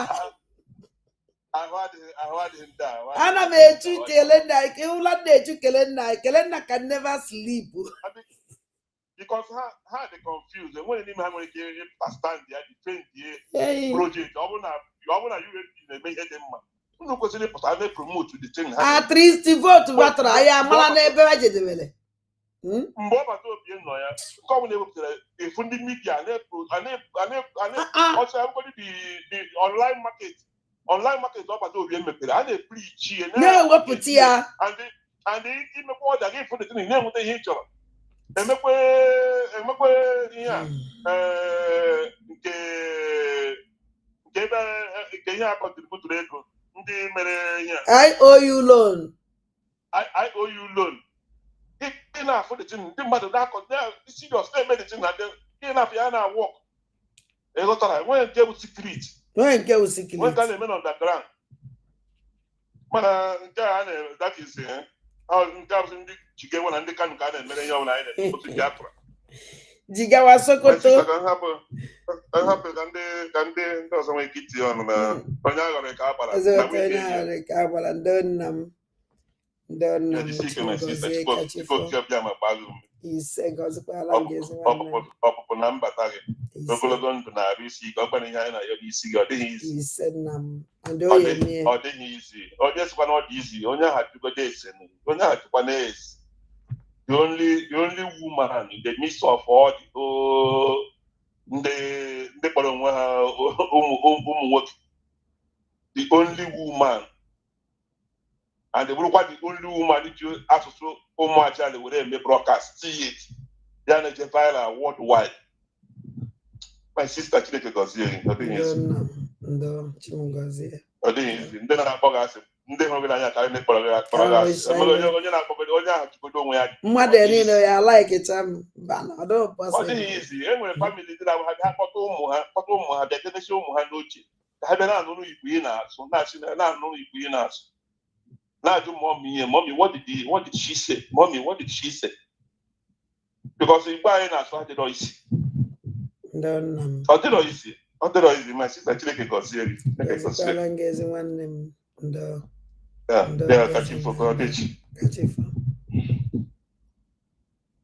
ike otu onye ka mara nke iji bịa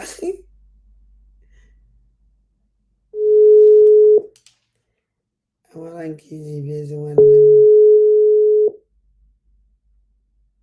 Hello Adande bụ na ndị egede Annabai Adande bụ na ndị egede Annabai onye nta akụkọ ala Biafra ka ewu Anna asị m gị jisi ike n'ọrụ nnọọ jisi ike n'ọrụ my brother Obieze o finishigo di okwu for how long? Almost 3 hours, na 4 hours, na ala Biafra. It's just like in the morning, Mbonye Dugara court. Eziokwu ibaye online mgba ọ na-anụ gị na ikuku na-awụ ndị nye update ya. Ndị ọzọ elega m anya ma hụ ma o nwere ndị ọzọ ihe a na-emetụ n'ahụ. Even question na onye Ami Jesus jụrụ, ajụkwala m this question. Ajụrụ m ya myself. Ihe m jụrụ ma ajụgodu biko. Biafran just dịka ihe ahụ ejikwara mgbe ahụ. Biafran nke ndị a nke ngozi na nke ngozi Orabaeze USB na nke anyị na-ekwu okwu ya nke Maazị Nnamdi Kanu nọ n'ime gara court taa. Ọwụ kọdizi difference. Na Maazị Nnamdi Kanu nọ na court taa ji aka ya na-edifend onwe ya. O nwere ihe m chọrọ ịjụ ha. Na asị nọ ngwa bịanụ ka bịa buru na akwụkwọ Biafra. Ele onye chere a ga-ebige Biafra map now. Naju ọkụ ibe njụrụ. Mba anyị ma afọ awari na Maazị Nnamdi Kanu na prison. Ihe ka m jụrụ tata. Were enye nwaanyị onye ji gawa. Just imagine. Okay, ịmakwa na Maazị Nnamdi Kanu mee mistake. Mana anyị mana ọ gaghị eme mistake because igorukwe mbọ na-aba n'ụlọ ikpe tata. Ọsụtụ ego ata ọ ka nọ n'osi ike. Ọ rụzie nwa na outside. Na-esu spawn na-esheki. That is okay, mana onye ndu mee mistake no si okay na assuming na devil change your mind ya mara am na devil when change mind for 5 years o change your mind o wolo kita. Yes, so ya si Nigeria ngwan ekote gom na ihe ahụ unu kwuru nyenu m ihe a ka m hapụ Biafra. Akwai mana Biafra nwụọ agakwa okwu USB. Sekwu ya. Amana dị surprise ka onye ndu si nọ na court even. Okay, and a good election na to election gị ka a na-atụ. Cheta na agwara anyị na enwere minister of sports, enwere minister of school, enwere minister of agriculture, ha nwere minister. Since ahụ ruo now, enwere any infect about any minister. Ọ gọvanọ ka a ga-eme ụgbasị na onye ahụ gọvanọ a na-ekwu okwu ya ebe a nọ atụ vote onye ka a na-aghọrị dị. Ọpụ n'ihe a niile ha niile nọ that time onye ndu nọ na court. Na Chukwu gozie gị n'ikuku nna. In the morning gị na onye ndu nọ na court ihe ha nọ na-eme nwaanyị isi ọsa ndị a nọrọ ebe a gada na-akọ ndị a nọrọ ebe a na ihu na-eme m ihu isi gbaka m. M na-ekele gị n'ikuku nna anyị gị update. Mama ihe niile a na-akọ ndị amadi Orabaeze na onwe ya adịdị kie ụmụ ndị ọchịpụtachịchara adịdị care. They are not care. Ihe na-emebi. Look at leta onye ndu dere ihe ọkwa ihe anyị na-eti mkpu ime no katasi short. Ihe hapụzigodudu this Biafra anyị na-akọ mgbe ọbụla anyị na Ngozi Obeneke. Ihe na-eme n'ala Igbo. Andoya pepe onye ndu dere. Exactly. Oya leta onye ndu dere degere Trump. Ụgba some of them na-arịpụtasị na-apụtasị na-ekwuzi na ọwa eziokwu ụgbọakwụrụ ma na ọwa eziokwu. So since onye nta akala Biafra da ndị mụ na ndị egede dị ya na-ekwu unu filu na ọwa eziokwu na na-enwe genocide n'ala Igbo na genocide is going on nke a mụ na gị na kịta ekwu a na-egbu ụmụ Igbo na-ewekọ their particulars na-atụta ya n'ime bolo pit na-awụfe acid.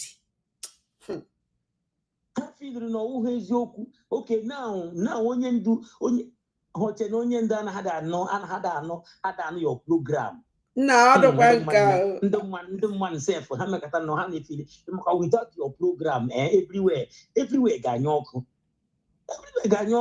This morning onye ndu nọ na court adị suppose ịdị na-efolo ya ihe ekele nna na-eme join me to preach and go 247 na CRC nara issue bakamsa look at. Even this night, this evening, this evening, again. If you look at some maybe more when Nike, you would have a program women in the morning, Basara the court. Yeah, but what do you mona call it? Towanya Cambra, more on the Indigo has one wombra, Towanya Cambra, yeah. Ana Mejiola. na-defend onwe ihe niile mere none of them onwegodo onye nnaji ọ nọsịdo Biafra onye ndu na Biafra Ngozi Ọrabeze ọ nwere ihe dị enwekwara ihe dị iche mana ndị a na-eso ya amaghị na ọ nwere ihe dị iche ndị a na-eso ihe ajụgodu ndị a na-eso ihe ndị a niile na-eso ya ji sometimes mmekọta m si ndị a gịnị na-eme ede ha they don't talk anything enwede anything n'ọbụla ha na-ekwu gbasara ihe na-emebi now onwede ihe niile na-ewepụtasịcha aka ọya mmiri ji wee wụrụ onye nta akụkọ ala Biafra ịmakwa ihe niile iwepụtachara wụ ihe metụtaga ụmụ Igbo wụ ihe metụtaga Biafra. Thank God na ị nọrọ na n'ụgbọ a jizie nwayọọ na-edivet na-ewepụzi ihe Ọrabeze asụkwa nke no because afro m na enwedịzi even ọkụ ya anyọọ ọkwa ifo kịta na ha tụrụ vote enụrụ ka wepụtara nọnsensị ahụ gosi na-ekwe ka ị na-ewepụta dị ya echi ile ha ga-ewepụta because ha enwede they don't have it. Ọwụ mbili dị ọtụtụ nwere ya ka ọwụ kele nna ka ọwụ exodus enwedị uke na-aga far like that. So ihe ha na-echesefu ka ime that program wepụta ya then ka ha werezie ebe ahụ kwuo eziokwu even ka a na-akpọ Rosa ọwụ ofubeda aha since ahụ isi ya ngwa wepụta ya bịa take oath Rosa ala ọgba ọsọ gatụrụ votu taa nga ha sị na ha tụga votu taa Rosa pụtanwu enwedo onye ọbụla nyere update just like ihe Obieze kwuru ọ bụrụ mgbe ọbata Obi na-eme makwana onye ndu na-aga kọtụ ụgba ọbata Obi a nọrọgele bido from A to Z ife na ọ ga-emegide ya kọtụ ihe gị na ikuku na mere wụ ihe Maazị Simon Ekpa na-eme mgbe ụnụ ya edukwe n'abalị a ya apụta hakwa otu isikwe pụta na-egosi a lot of things ndị mmadụ na-ahụ gị dị ngwale nanụnụ Maswell oyi efe ndị Fulani bịa ka ndị Fulani mere ya ebere ka ọnwụ ka a sịkwa na gịnị ọkwenụle ajụ ya walida Maazị Nnamdi Kanu jụrụ ya nke o dresịrị otu ahụ gịnị mere udo ọdịkwa gịnị mere udo ọdịkwa ihe kweshọn ọ jiri ya nna aka idresịrị otu udo ọdịkwa unu sị anyị na ndị a niile ha were nwayọọ ọ dị nnọọ mma otu onye nchi wee chepụcha ha niile were aka ya ibirikwara mbọ ọbaga na-atụtụchi oche taa ọ gbara ọcha ụkwụ unu were hụ na yes he is still what he is. Anyị niile kwadosi ike ọ gawo ihe ndị a na-amagharị cham a na-amagharị maka Chineke ihe anyị mekara na-ajụ onwe m ajụjụ oke onye ndu kwụsị Biafra struggle now ele ihe ndị a ga-eme ndị a ọ ga na-akọntinu ka ha ọ ga-akwụsị ma ọ na Naijiria ugbo asị ngwa ma ọ dị wọd sọ ngwa bịa ka ibigun map ole onye ga-ebiga map a ndị ọghọtatụkwara ihe ha na-eme abaghị afọ na awarida Maazị Nnamdi Kanu n'aka ndị DSS general jevu Ngozi Ọrabeze map flag na Biafran flag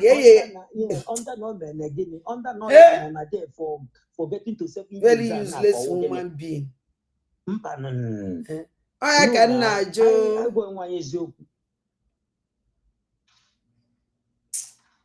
nna m okwu siri ike mfati udo onye okwu siri ike. Onye ka m na-ajụ Chukwuemeka agwara ngụgụ kpọọ ugboro ole ma ole ka ịgwa anyị vootu ụnụ tụrụ ka onye wụ gọvanọ na onye wụ sinetọ ya nwa foto ya bụ nothing. So ihe bịakọwala anyị ka ezi padoro ụnụ na-eme gọvanọ ọsa edestin na walida Maazị Nnamdi Kanu karịa ekwu okwu lefere ndụ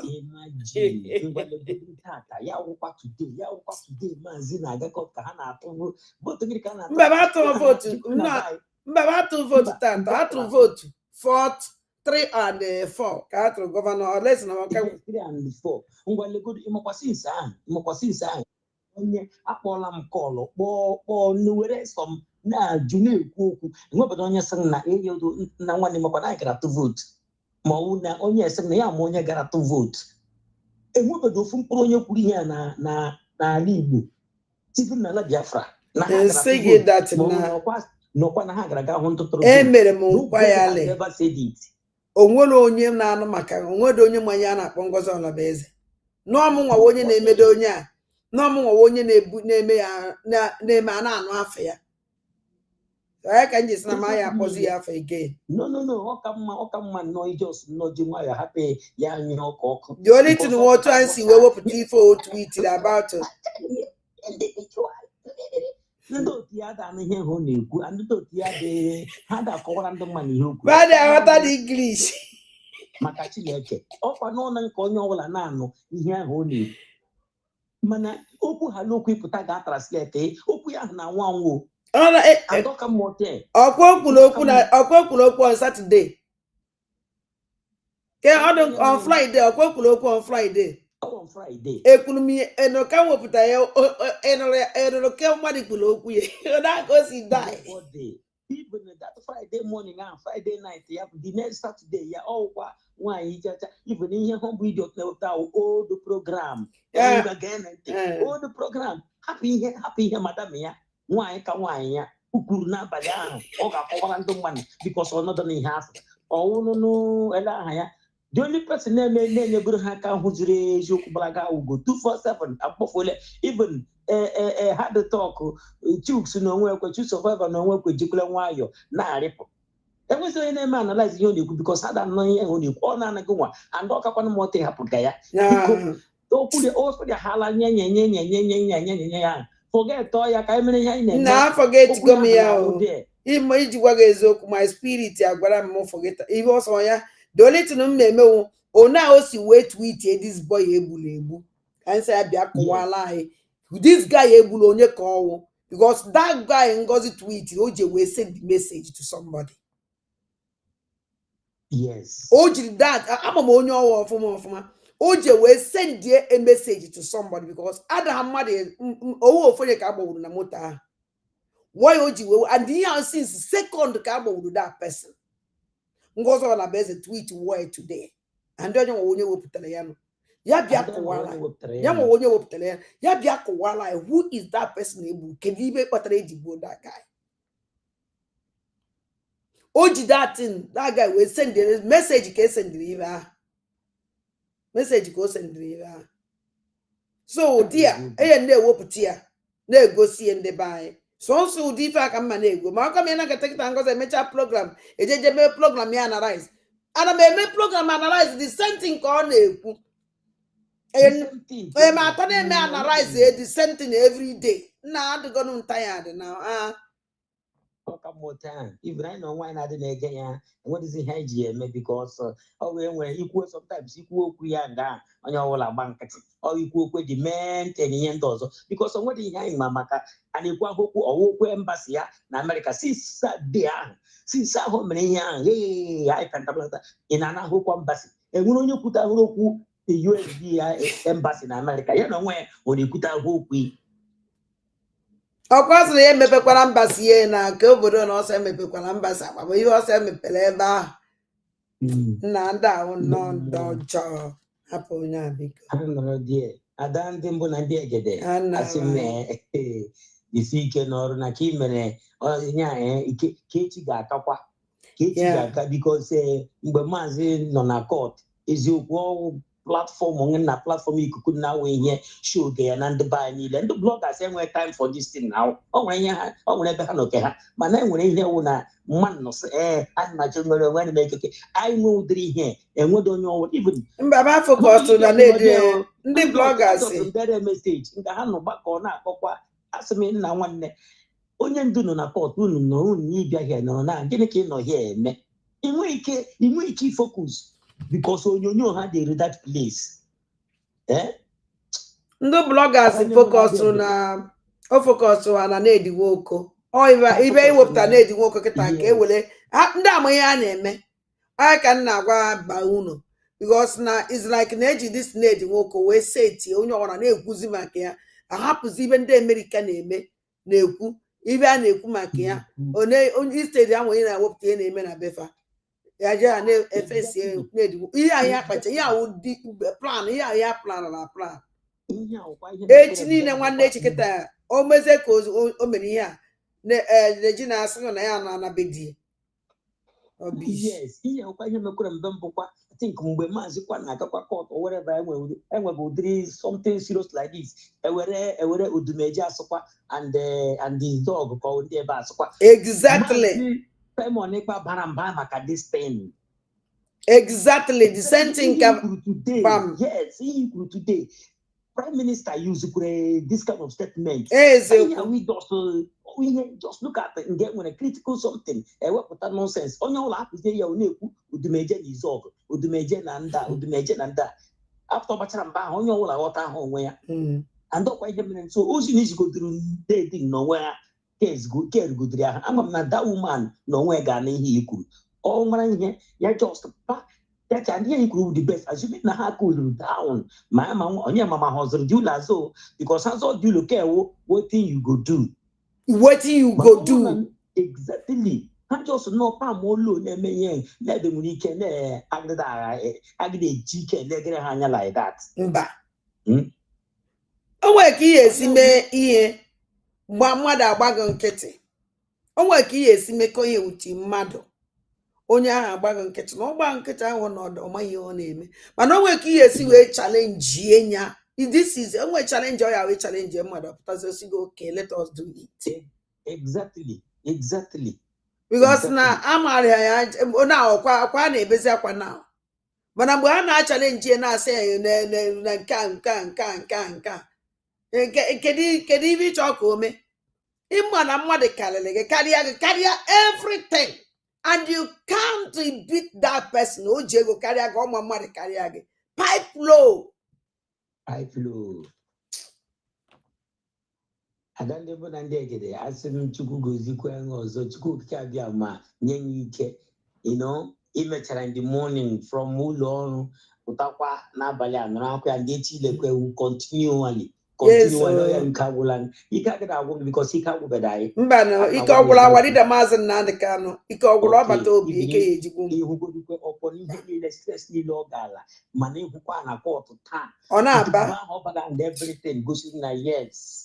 The lion roll and all what I should record it. I don't even understand. Can I Biafra keo. She came no requiem sack up on a queen that went to money you were. On us also cause one person. Then Chimgazie catchy facing on them. Wow. Umunem Aya Napunu. Okay. Anyị anapụnụ asị nka Chineke m gọziele m unu niile chekwala m unu gbaala m unu ume nọrọ m unu n'aka nne na aka ekpe n'iru na azụ ya gbaala m unu ogige